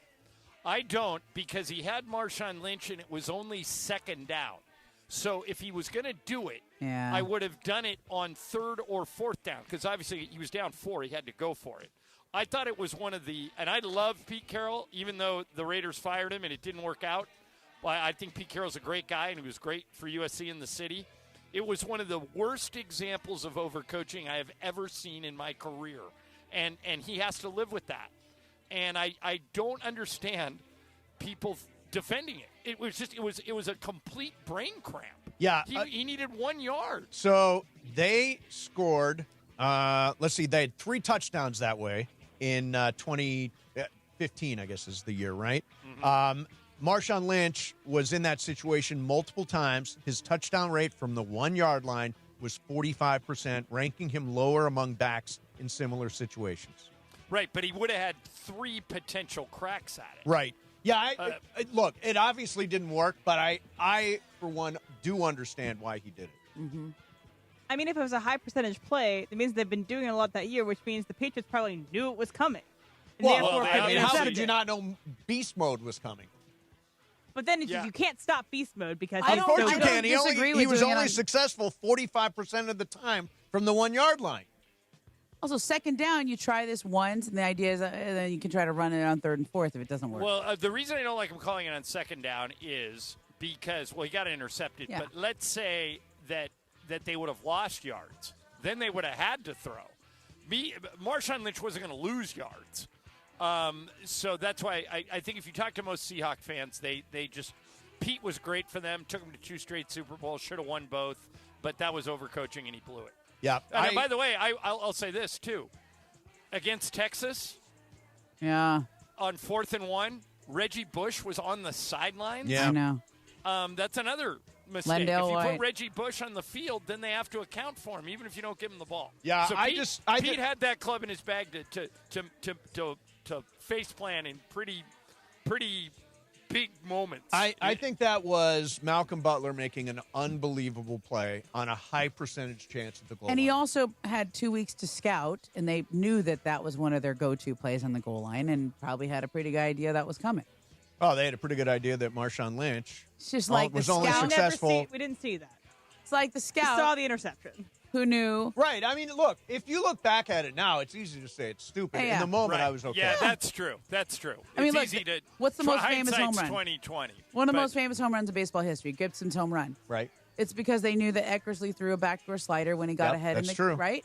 I think that was scouting. Yeah. Anyway. All right, Brian. Fast Track. Some more news out of the NFL. This one I'm not necessarily in favor with. Don't think you guys will be as well. But Okay. apparently they are open to discussing with the competition committee of throwing flags for penalties after video review. So for face masks, roughing the passer, unnecessary roughness, or saying after they go back for a review, then they can now, So possibility. that would have been a face mask Exactly. on Matthew Stafford in that game. You a fan of this, or is this just going to slow the game It down is more? gonna slow more the game weeds? down. Anything that adds more replay is a bad idea. But, John, here's the thing that I don't why don't they just do replay from New York? Why do we I don't know know. before the guy in stripes with the iPad knows? It's a great question, and in the NBA they do it too. The final call lies with the It's- officials in the right. building. Why? And why? And why don't they just go to New York for the NBA? Why is he looking Matter through of this fact, plexiglass at a screen? It could be a really fun thing, like because in most arenas they put it on the scoreboard. You see the guys looking at it. And can you see him having a red light or a green light? It'd be like at the end of dodgeball where you had the three judges give the thumbs up. Yep. Just do it all from New York. Yeah, it makes the most sense. Makes the most sense to me. I shouldn't know before the official does, and oftentimes we've seen it, and we're just Right. waiting. Michael gets it right almost every time. Yeah. I mean, in the moment, people get it right. In the moment they Yeah. see it on replay, they get it. I just don't understand why you go down to the field. I guess it's like ownership. Officials want to be, I'm the one that made the call. Yeah. But They don't want to get overruled. I don't want to get overruled or reversed or whatever. Yeah, I don't Goodell get it. said he's amazed by how good his officials are. Well, he's one person. Officiating is tough. I am surprised the number of times they do get it right on really tough plays. Nobody's saying it isn't. Yeah. But, replay has ruined a lot of sports. Yes, it And has. If it was up to me, I'd just eliminate it completely. Yeah. I'm with you. I'd get rid of all replay. All of it. All of it. Every Ramona, last bit of we it. didn't have it for 50 years, and we were all fine. Yeah, Call but on now the that floor. we have Let's all go. those Oh, angles, come on. they're going to show it and make NBA it look games, bad. I do not want to sit through a 30-minute final 2 minutes of the game. I know. I don't. And either. that is And terrible. you'd be stunned at how often that happens. Yeah, that's just ridiculous.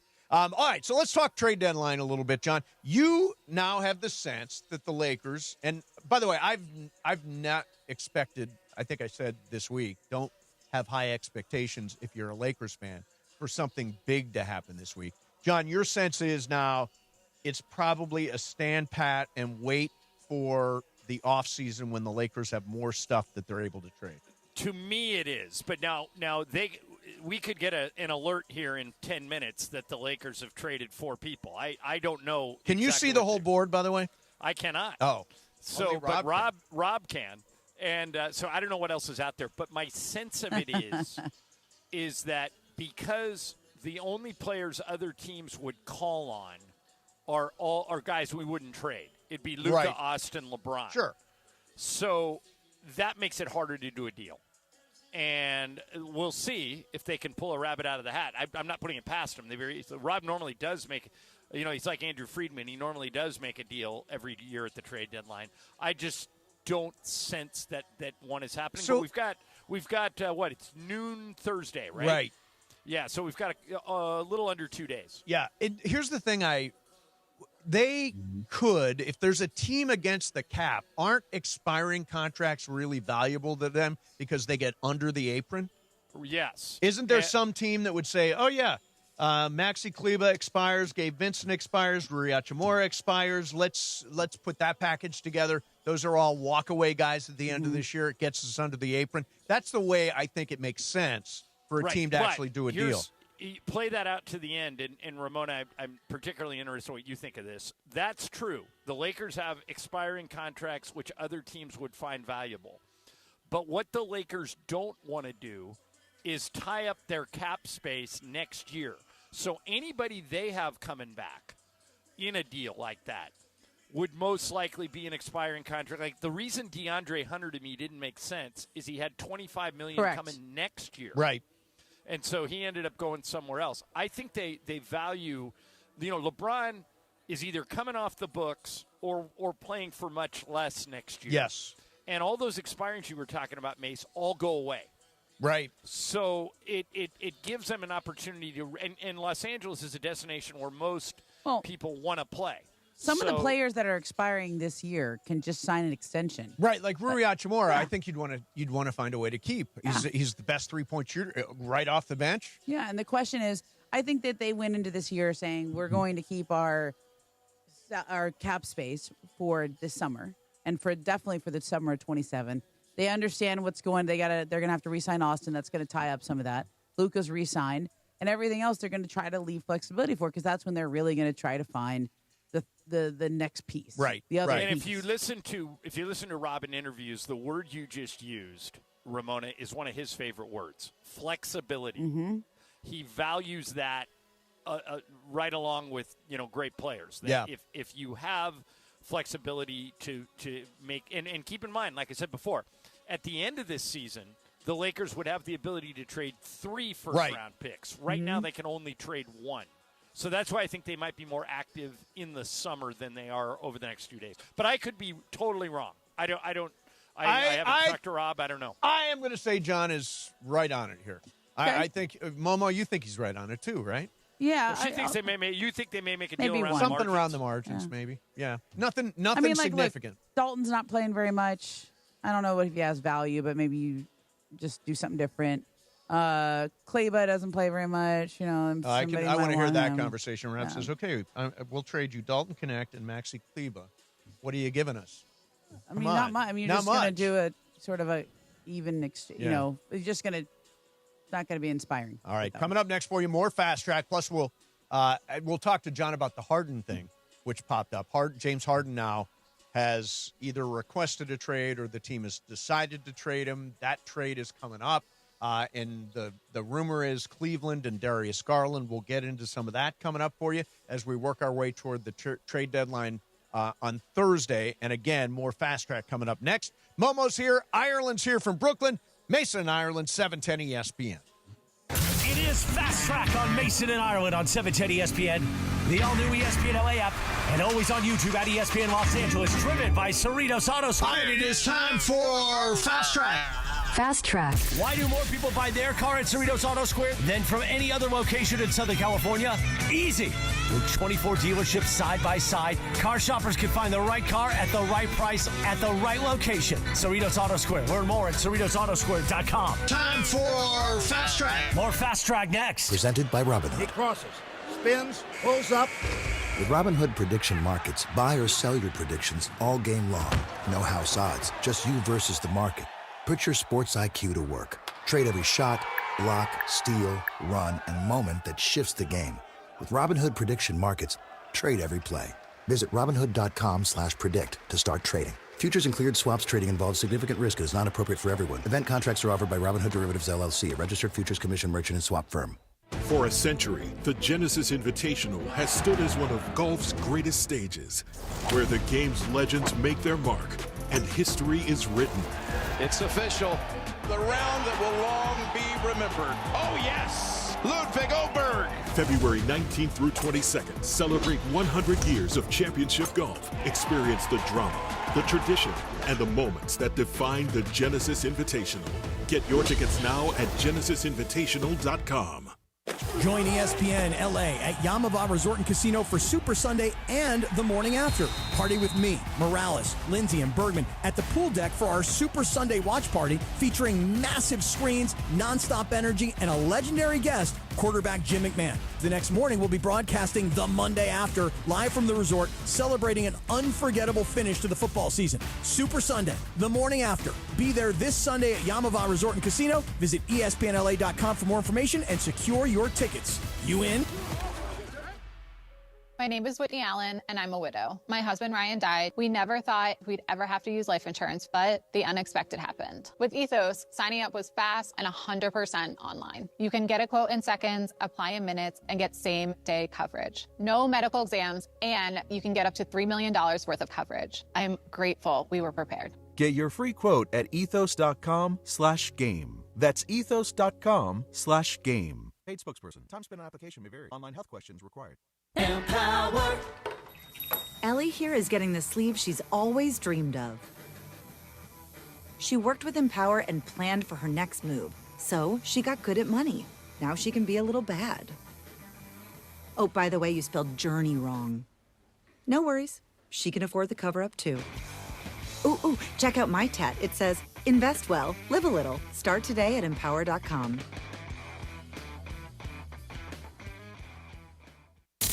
All gas, all Lakers. The Grammy road trip keeps rolling for its 8th and final stop as the Lake Show hits Brooklyn today at Barclays. Back to Marcus Smart. Alley-oop LeBron. Reverse dunk over his head. And the Lakers putting on a show. Your Los Angeles Lakers come face-to-face with the Brooklyn Nets. Coverage begins today at 3 p.m. The Lake Show lives here. 710 ESPN and the ESPN LA app. Fast Track. And it is Fast Track on 710 ESPN. Mason and Ireland on the all-new ESPN LA app, 7:10 a.m. and always on YouTube at ESPN Los Angeles. Fast Track now back in the 2 p.m. hour on Mason and Ireland, driven by Cerritos Auto Square. Why do more people buy their car at Cerritos Auto Square than from any other location in Southern California? Easy. With 24 dealerships side by side, car shoppers can find the right car at the right price at the right location. Cerritos Auto Square. Learn more at CerritosAutosquare.com. Once again, back to Fast Track and back to Mason and Ireland on 710. Vroom, vroom, man. Before I get to my Fast Track, want to see the big game and shared reality at Cosm? Yeah. Just go to ESPNLA.com to enter for your chance to win a pair of Dome Reserve tickets with premium food and beverage package included. That's ESPNLA.com to feel like you're in the game. That sounds like a pretty cool place to be on Sunday. Amazing place to be for the Super Bowl. Yeah, no question.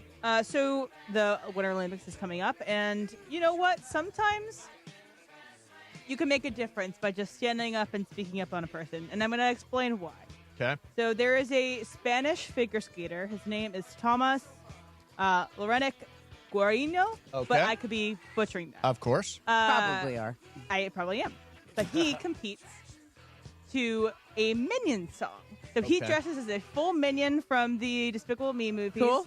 And wait, he dresses like a Minion in the Olympics? Yes, and he in his trials got there. And then he also competes. His routine is to a song that the Minions sing. Okay. And so for a while, he wasn't going to be able to compete to that song because there was a licensing issue. Sure. And so people were up in arms because like, we want to see the Minion dance. We want to see it at the Olympics. And he posted this yesterday. It says, huge thank you to everyone who reposted, shared, and supported. Because of you, Universal Studios reconsidered and officially granted the rights for this one special occasion. They'd be crazy not to. Exactly. So this is a huge win. Let's go. Are you going to root for Tomas in the Olympics? Don't think he's got a shot because has anybody seen the guy that we got? Our guy? Is he favored? Oh, my God. He is so good. But it's the Minions, Mason. Yeah, I know. He's dressed like a Minion. I mean, what is this? It's kind of like when they used to have like the really... Hey, Emily, didn't the Pharrell song Happy come from the Minions movies? It did. It's not like a song sung by Minions. It is Pharrell singing it, but it is in the Minions movie. Okay. But, Mason, we've got a ringer. We got a guy who should win it. We got a guy that's really, I want to say his name is Malinov. I'm rooting for Tomas. Yes. His name is Ilya Malinin. The only guy ever to do a quad axel. He does a quad axel, which nobody has ever done and before. And he's an American? Yeah, and he also does a flip. Whoa. Which apparently is allowed. Cool. But he's really good. He's like, everything is like a quad with him. He's going 4 revolutions on everything. He's really good. He's going to run away with What it. I'm doing is I'm going to be like the voters of the Hall of Fame for Bill Belichick, where everyone else is going to root for the American guy. I'm going to root for Tomas. Oh, because good for you. Tomas won't win. Has an American, did Brian Boitano win gold? Good question. I don't think Scott Hamilton won gold. Did he? Did he win silver? If this guy wins a gold medal, it might be the first American. Yeah, by to the do way, it. they call him the quad god because he has so many quad quad god. jumps. Yeah. That's cool. Yeah, it's very cool. All right. By the way, the women's side, we should go gold, silver, bronze. Really? Oh, we've got the best women's The only thing I know about the women's... Unless the silver medal favorite takes a club and takes out the knees yeah, of the that's gold right, medal of the favorite. gold medal favorite. I did. The only thing I've seen about the ice skate, I haven't prepped on the Winter Olympics except for Lindsey Vonn talk, but I did see at the U.S. figure skating trials that they all root for each other, right? Like one girl she was the only one girl who could beat her was her teammate, and then she stayed on the ice to root for her, and it was like exciting. I don't know. That's a good story, heartwarming. Minions. That was not. A little bit. No, it was a little, sure. A little bit. I don't know. You'll probably Track. see it all on Peacock later. All right, that's the Winter Olympics. There's some news today about the LA Olympics 28 coming out. Apparently, they're not going to be the majority host city for soccer. So soccer is going to be scattered across the U.S. They just announced today. New York, Nashville, San Diego, San Jose, St. Louis, and Columbus will all host the first few rounds of soccer. And I think the medal matches will still be at the Rose Bowl. Okay. That's what they're saying. But this kind of had me thinking. We already entered the lottery to get tickets for the Olympics. You had to do that. I think registration is still open for the whole month here. Yeah. What? I thought this whole thing, they already moved softball to Oklahoma. OKC, yep. Do you like that this, all these events are scattered over the U.S.? Part of this, Brian, is because there's pretty strict restrictions. I mean, I know, Ramona, I think the reason they moved softball is they needed a bigger softball stadium. Right? Okay, I know a little bit about this. Yeah, none of UCLA Stadium is not big enough. There's not a natural softball stadium. And However, you couldn't put it in Angel Stadium because it would look too empty. You could have if they would have said yes. The Dodgers said said no. yes. Dodgers said yes. Angels. Well, from what I understand, leave it to the Angels. Yeah. And this isn't the first time this has happened, though, because last Olympics in Paris, they had surfers in French. Yes. Polynesia. Polynesia, yeah, and because they couldn't surf off the coast of France because the waves aren't big enough. Right. I mean, and the other thing is, I think we're trying to do this without building a bunch of new venues. Yeah, we're using existing venues. So this Olympics is going to be very profitable. Unlike, for example, Rio, where the last one I was at, where they built all these venues and now they're rusting away and the economy went to hell and they didn't make money on the Olympics. I think the legacy of this Olympics is going to be that it forced us to fix LAX and make it awesome and fix all the whatever freeway stuff they can try to get done and improve our transportation systems, because most of the projects that are in place are trying to get done for 26, the World Cup, and 28 Olympics. I will say this though, Momo. I go to LAX a lot. Yeah, I'll be there later tonight. But you go to the private airport, don't you? I know. When I fly with the Lakers, I do. But Lisa is flying back right now, so she's dealing with regular LAX. Regular LAX, hopefully they'll figure it out by 28. But regular LAX has become a disaster. I know. I've heard this. To pick, I live 10 minutes from LAX. But I leave an hour earlier than I need to because you never know when it's just going to be gridlocked. Just getting in and out of LA. That I know. Right. I sign up to do the valet parking on site because I don't trust any of the off-site parking. The hack is you can get an Uber to come curbside. Uber Black. You have to order Uber Black. You got to pay. Do you know for it, where I most live? People are right. priced You know how expensive That's that a long is? Uber for you. It's like $250. That's a long Uber ride. Yeah. So, Mace, I live in Venice, so I'm close. You'll appreciate this story. So Lisa was leaving today. We're right by the World Trade Center. Our hotel's right by the World Trade Center. Cool. So she had to go to JFK, and she was going to take a lift, and the lift was $180. So there's a subway station right next to our hotel. She took her luggage. I helped her carry it. She got on the train. She got there in 35 minutes, and she paid $6. Wow. Pretty good. I will say you can do that to LAX, and I have done it. You have? I have taken public transportation all the way to and from LAX. Well, how was it? Emily, what they're proposing at LAX for the Olympics, I don't know if they're sticking with this, would be that you won't be able to bring personal cars anywhere inside the circle. Yes. And I think that is going to be a disaster. Although, the I'll tell you, John, should be open by then. There are going to be thousands and thousands of people coming to L.A. I know. All at once. So I understand why they would close the circle for that. But what's the deal with the I guess Shadana would know what the story is with the People Mover. Is that done or is that not done? It's not done. No, it should be done soon. It's not done yet. I was there last week. It's still and a ways away. What's happened is they've redone certain terminals, and some of them are really nice, and they've got it figured out. I walked through the Bradley terminal is really nice. I think that's been redone. But I will say to the people that want to spend $6 going to and from, You can go to the LA Transit Hub. Okay. And then you can take a train or a bus from there. So you go to the LA Transit Hub, and then you have this bus that goes around all the terminals. You can hop on it like they do for LA Exit when you have to go to your Ubers if you're not going to call an Uber Black and get it right at your gate. Right. So for the economical peeps, there's ways to do it, and I have done it. Okay, there you go. So there are ways. I fly out of Burbank. Real quick, I want to sneak this in. We played Mike McDonald being asked repeatedly what he would do if he was at the goal line in the closing moments of the game. Here's the dumbest question Mike Vrabel got yesterday. It's actually our friend Dave Damashek. Listen to this. It's a must-win game.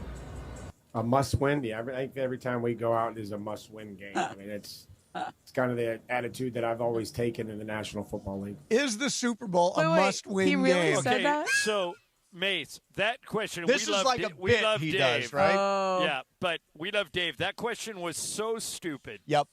That originally, when the AP reported the story, it said it came from Guillermo from Jimmy Kimmel. Oh, is that right? Because they thought funny. that's the only person who would ask that, but it was Dave. Apparently, he was challenged on a podcast to ask Vrabel that question. Well, Dave's kind of like, he came from stand-up comedy, so he's kind of like a half sportscaster, half comedian. Yeah. He's That's very funny. Very funny. Yeah, and Vrabel really didn't take the bait. No. Vrabel I don't think he answered got it. seriously. Yeah. And we try to win every game. All right, coming up next for you, that James Harden trade request. And Ireland was at SNL on Saturday. Ask him about that coming up. In the meantime, let me paint you a picture. So you're sitting at a red light, and you're on your way to work. And you're early for once, and you're sipping your coffee. And I wouldn't know what that's like. Listening to, no, you wouldn't. Listen to ESPN LA, and out of nowhere, bam, you get slammed from behind. Your heart is racing, your head snaps. Before you even know what's happening, somebody's already trying to make it easy. Let's handle this off the books. Just tell the insurance company you're fine. Listen, that's the moment you need to remember one thing. Don't apologize, don't guess, and don't say I'm okay if you're not. Listen. From the scene of an accident, you want to call Jacob. He will walk you through the entire process and make sure that you protect your case and ultimately get the compensation that you deserve. Call Jacob. The number is so easy. It's 800-345-6789. That's 800-345-6789. I forgot Timmy played with. Oh, all right. 800-345-6789. Don't forget that Thursday is the last day to follow Call Jacob on Instagram at call.jacob and have the chance to win a pair of Lakers tickets to the Dallas game coming up on Feb 12th. So, again, the opportunity ends Thursday. Follow Jacob at call.jacob for your chance to win. Mason and Ireland, 710 ESPN. It's DeMarco Farr and Travis Rogers for your afternoon drive. You know, Chris Canty's the Super Bowl champion, too. I know Canty. Big fella. I think he's got 2 rings, right? But you only have 1. I thought it was 1. I think he has 2 with the Giants. Let me check that. But go ahead. So, one-time Super Bowl champion. One time. Canty. Yeah. Just 1. I got more sacks than him, though. Really? Yeah. How many do you have in your career, DeMarco? 36 and a half. Oh, you got him by a mile. Yeah. Yeah, but what position did Canty play? Defensive end. Yeah. What say you now? DeMarco and Travis have taken over Afternoon Drive. Weekdays starting at 3 p.m. on 710 ESPN. Valentine's Day is near, or is that a meat lover's pie from Good Times Pizza Company I smell? I'm in love. Now your top reasons to visit Morongo. Did I mention Valentine's Day and the dining? Book your romantic dinner at Cielo today. Number 2. Rick Ross, live, March 20th. And the number 1 reason. The Big Game Blitz, the biggest indoor tailgate in SoCal. Food, drinks, giveaways, the big game on big screens in our ballroom. Morongo, Good Times. Hey guys, new year, new benefits, which means it's finally time to stop saying you're going to use them. ESPN LA fans, go to VisionWorks in Orange County. Annual eye exam, easy. Simple scheduling, simple shopping. And right now, it's BOGO on glasses. 2 pairs, 1 tax return. Plus the 100-day guarantee. If your glasses aren't right, they fix it. Great doctors, tons of frames, no hassle. New year, better vision. VisionWorks in Orange County. Rancho Santa Margarita, Lake Forest, Laguna de Guel, Fullerton, Brea, Bristol Plaza, and Buena Park. VisionWorks. See the difference. Progressive knows there's no one more important to your team than your pet. They're like your top draft pick. And it looks like Chuck has selected Pepper the Corgi. Bold pick there, Deborah. Yeah, Rich, Pepper has a high ceiling for sure, but he does have a tendency to bark at every tree. Yeah, he brings a lot to the table, but also takes a lot off of it, especially when it's been left near the edge. Nothing left to do now but suit him up for the dog park. Protect your top draft pick from injury and illness with Progressive Pet Insurance. Get a quote at Progressive.com. Progressive Casualty Insurance Company affiliates and third-party insurers. Not available in all states or situations. Covered subject to policy terms. Whether you're building a single roof or a successful roofing business, roofing contractors like you need the right tools for the job, and software is no exception. Service Titan is on a mission to be the most powerful software platform for the trades, with purpose-built technology proven to maximize revenue, streamline operations, and deliver 5-star customer experiences. We are taking roofing companies like yours to the next level and beyond. Service Titan. We are built for this. See what we can do for roofers at servicetitan.com. 2:34 on a Live Energy Tuesday, presented by our friends at Providence, Nation in Ireland. Yeah. Momo's taking the call again, but the good thing is Johnny I's here. Yes. And John, you know where John was Saturday night? I heard Saturday Night Live. Saturday Night Live. Yeah, it was great. That was the fourth time I've gone. It was my favorite time going. What you need is a host, and they had one in Alexander Skarsgård who is willing to go anywhere or do anything. I mean, he dressed like a girl. He brought his dad out, who's a pretty famous actor. And his dad might win the Academy Award, by the way. Yeah, Cardi B was great. Like some people, when they sing, they know they only have 3 minutes, so they kind of get in and out. And she went, she emptied the tank on both songs. I thought she was fantastic. It was really fun. I thought she was fantastic on the show. Yeah, it was great. And special thanks to Jeffrey Blake, who always takes such good care a of me good and guy. you, Mace. Yep. And he's a big Laker fan, so we got him into the Knicks game. Unfortunately, nice. the Lakers came up a little bit short, right, which was disappointing. But I think they're going to win tonight. And if they win tonight, they finish the 8-game Grammy trip 5-3. I'll take that without Austin. Yeah, which I think would be pretty good. Oh, what's the latest? Is Austin going to play tonight? He's questionable, right? Yeah, he's a game time decision. I would not be surprised if he doesn't play, since they've it's the Nets, and the Nets aren't very good. But they're going to let him warm up and see how he feels and go from there. He warmed up against the Knicks. I thought he was going to play, and then they announced he wasn't. Okay, I want to get to this. This happened all of a sudden. I had not heard this in advance, but James Harden is likely to be traded. I did not know that 2 days ago. I didn't find that out till last night. Nobody did. And by the way, Momo says it's not James Harden asking for a trade or the team trying to trade him. It's somewhere in between. So yeah, it's they don't want to. He has a player option for next year. Mm-hmm. And they don't want to extend him any further past that. They don't want to give him any, and so Harden is looking out for himself. Yeah. Basically, he's saying, well, look, if I'm not part of your future, rather than me just taking your money next year, why not trade me to a team where I can negotiate an extension, because the Clippers won't give him one. Okay. Do you disagree with that, Ramona? Yeah. I don't think he is going to get more than $42 million anywhere next year. I don't know that he even gets that 42. I think he's 36. He can help him this year. Cleveland has had a bad year. The Clippers got off to a horrible start, and so people were kind of calling to check on what the Clippers were thinking about Kawhi and Harden, by the way. I haven't heard anything on Kawhi, but I actually, we have Kawhi on Harden. You want to hear that? Sure. Here's Kawhi. Well, you guys were playing. There were some reports that came out about the possibility of James potentially being traded before the deadline. Is that something that comes as a surprise to you, or had you heard that could be a possibility? Yeah, of course. That's a surprise. I was playing, so yeah, surprise. What are your thoughts hearing that? I have no comment on it. I respect his decision or whoever decision it is, and that's it. I mean, he's still gonna be my boy, and I trust the front office. Somebody needs to hold that microphone closer. No, to that's Kawhi. how he talks. He's that. If he talks at all. He's that fan. You just get the microphone in his face. I can't understand what he's saying. He's a low talker, like that Seinfeld Oh, episode. low talker. Yeah. John, here's what's going on. He has a veto. It's sort of like a no trade. It's not officially a no trade clause, but it's like a veto. I don't understand the difference. I don't really understand, but it's effective. You tried to okay. explain it. Yeah. So if anybody calls on him and the Clippers want to go forward with any of those talks, they're interested at all, they got to go to James and say, is this a place that you would think about or whatever. I think James is known that as soon as he signed that deal, they paid him $39 million when there's no other team out there that would pay him more than the room exception, like 12 or 13 or something. So they gave him a lot of money.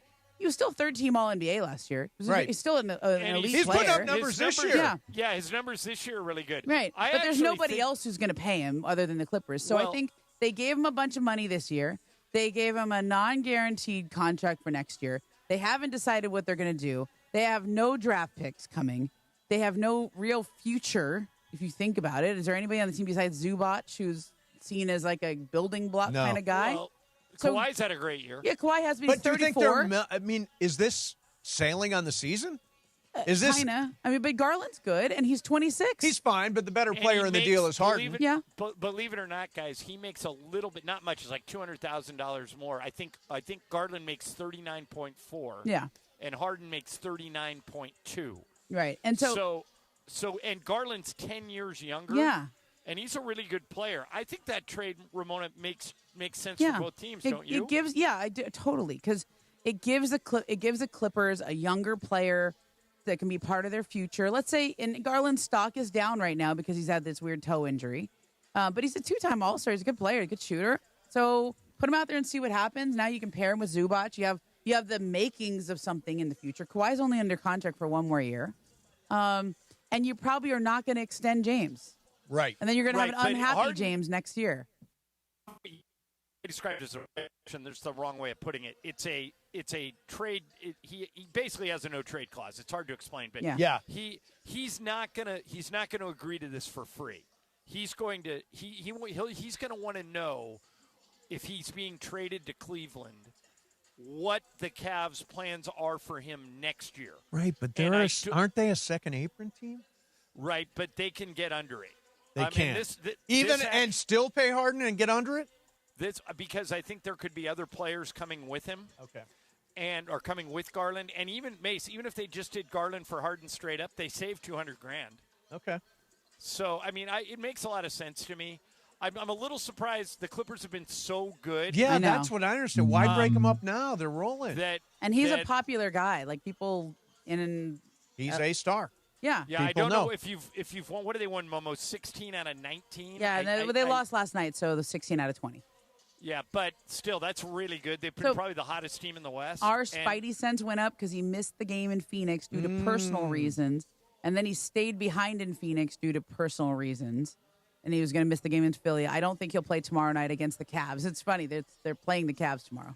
Oh, really? So then at Cleveland? Here in L.A. and into it.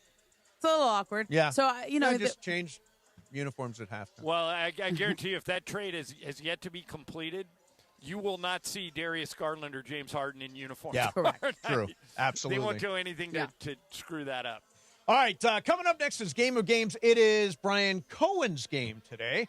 Momo's here. Ireland is in Brooklyn getting ready for that game. 3 o'clock is pregame with Beto, and 4:30 is the tip right here on ESPN LA, and, of course, on the crystal clear digital audio app, ESPN LA app, which is fantastic. How'd I do, Chris, on that? I mean, you kind of butchered it there at the end, did, but that's okay. But you get the idea, right? In crystal clear digital audio on the all-new ESPN LA. In crystal clear digital audio. Okay, Momo says it too. How long Everybody is it says new? it better than me. It's new until I stop saying it's new. Amazing. But, and you know it's funny? When I was programming a radio station in Toledo, we were the all-new 93Q for about 5 years. So we're still about a year short. Yes. So in a year, let me know. Exactly. All right, coming up next for you, Game of Games, Mason and Ireland, 710 ESPN. You never know what you're going to get when you wake up with Sedano and Cap. Jim Gray has been involved in so many moments. Yeah, he's been so part many of a moments. lot of big sports moments in history. There's no doubt. I can think of Jim when Tyson bit off Evander Holyfield's ear. Look at me, man. Look, I got one eye. Look, he got two eyes. I'm ready to fight. That was Jim Gray. There's a promo right there. It's the morning show with Sedano and Cap. Weekdays starting at 7 a.m. on ESPN LA.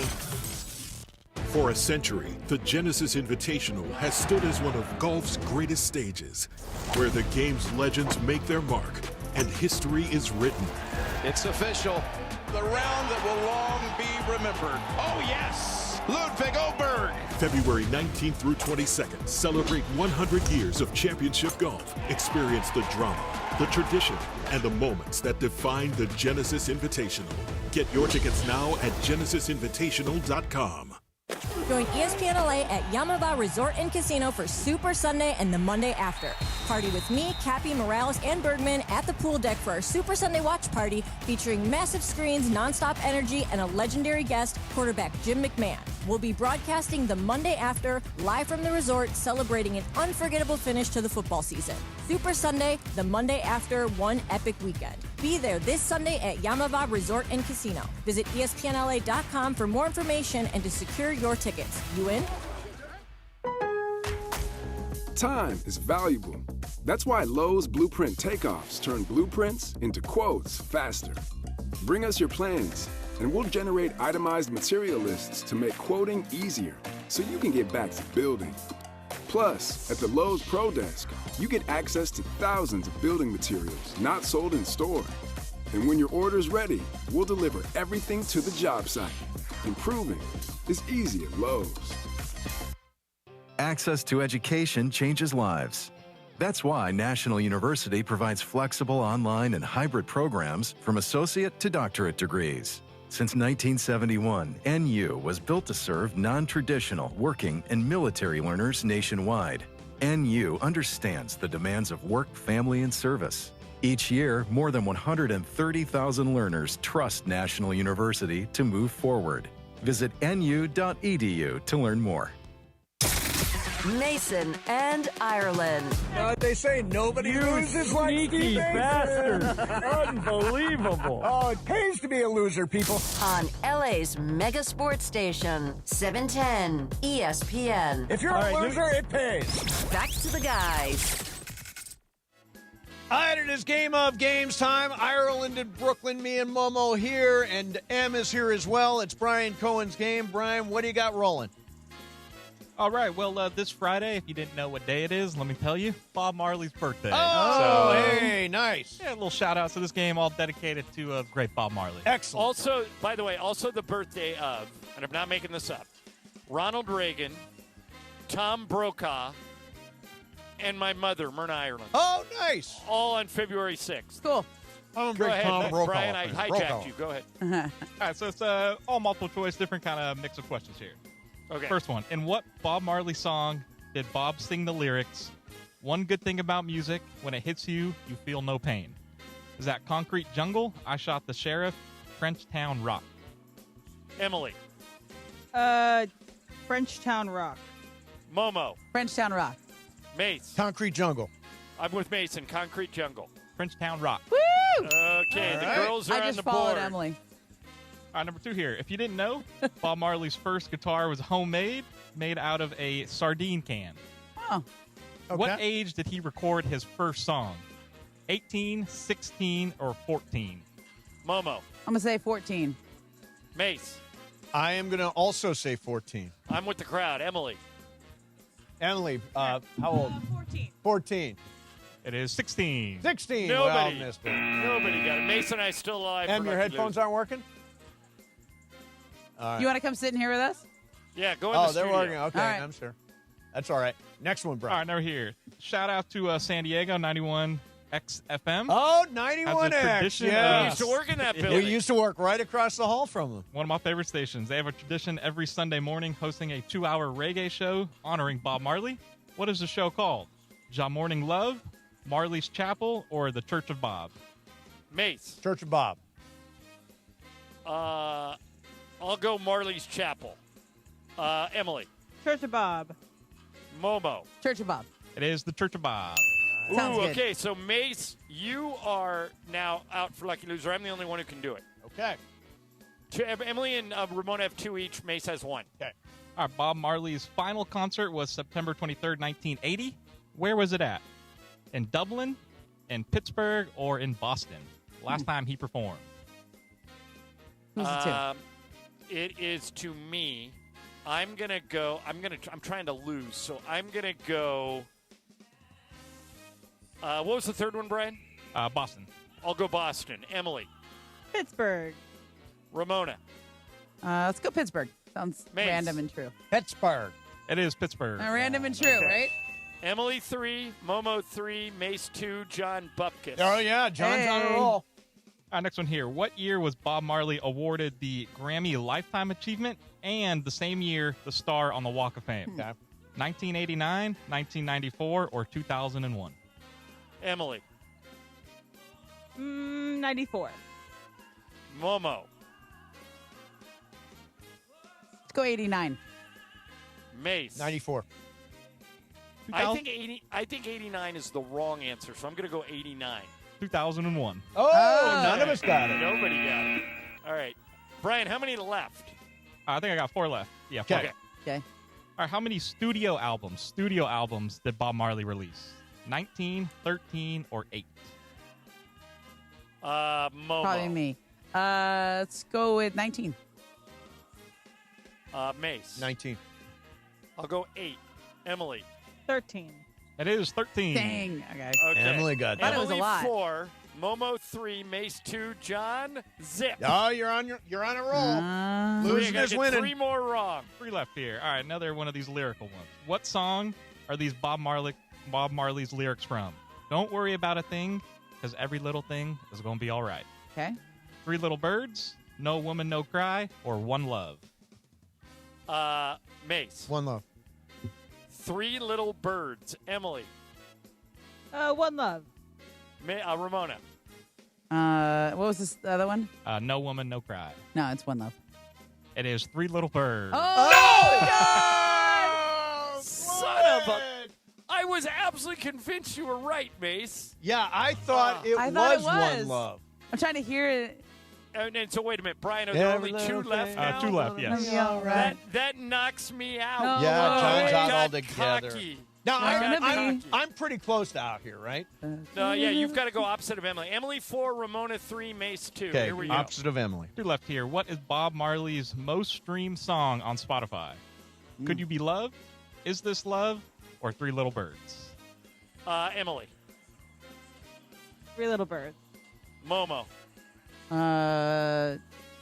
What is it? Could You Be Loved, or what the other one is what? Is This Love? Could You Be Loved? And that is Mace, you have to go. And Could You Be Loved is also what I was going to say. that is correct answer. Oh, okay. Okay.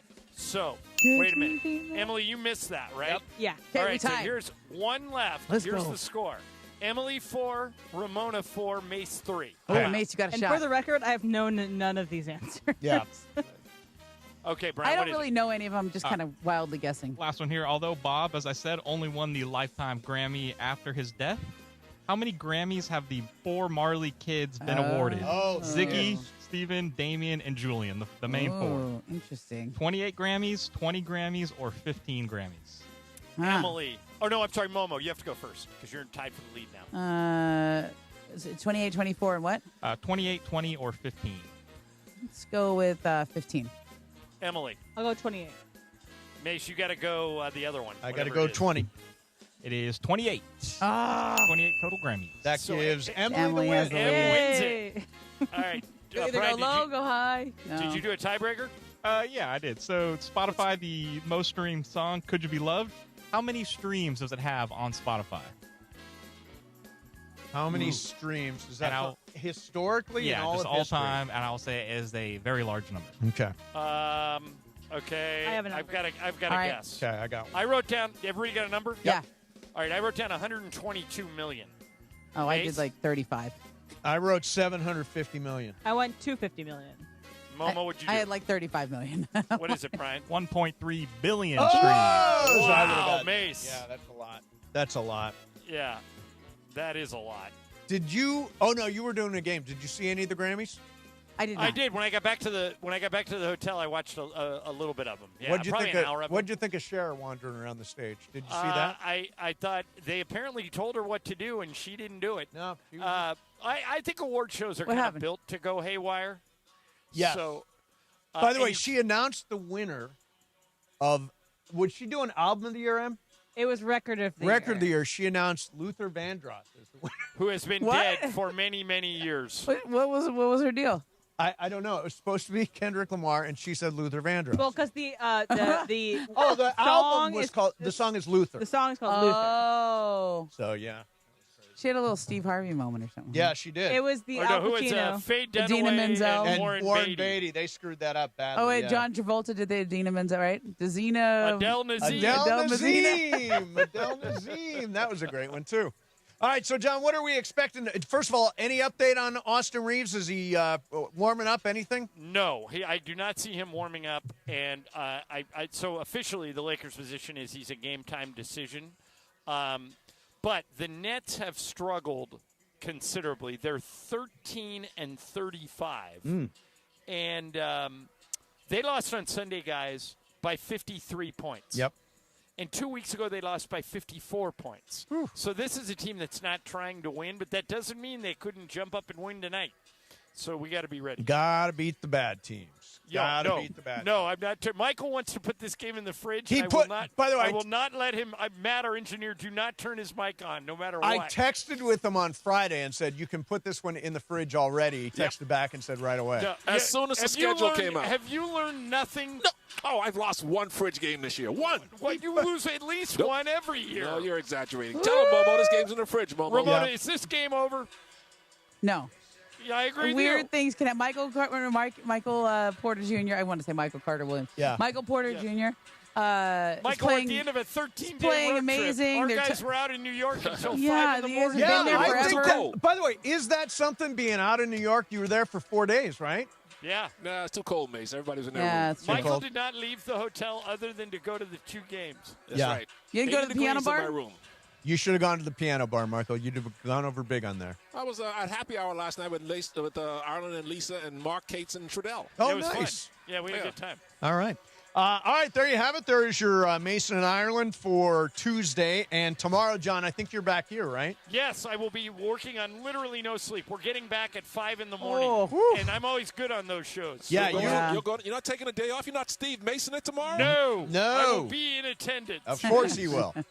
So we got that coming up for you tomorrow. By the way, don't forget Thursday, me, O'Shea Jackson Jr., and Andy Kamenetsky at Rockin' Brews in El Segundo for the NBA trade deadline. And stick with us all day long, including during pregame. Any trade could happen at any moment. We had some good ones today. See you tomorrow. Coming up next for you is Lakers pregame with Beto Duran, 710 ESPN. How are you? It's Dr. Robert Clapper. Guess what? The Weekend Warriors Show is back Saturday morning at 7 a.m. on ESPN LA, thanks to Cedars-Sinai. Cedars-Sinai is a global leader in orthopedics, offering a range of solutions in all orthopedic subspecialties to get you back to doing the things you love.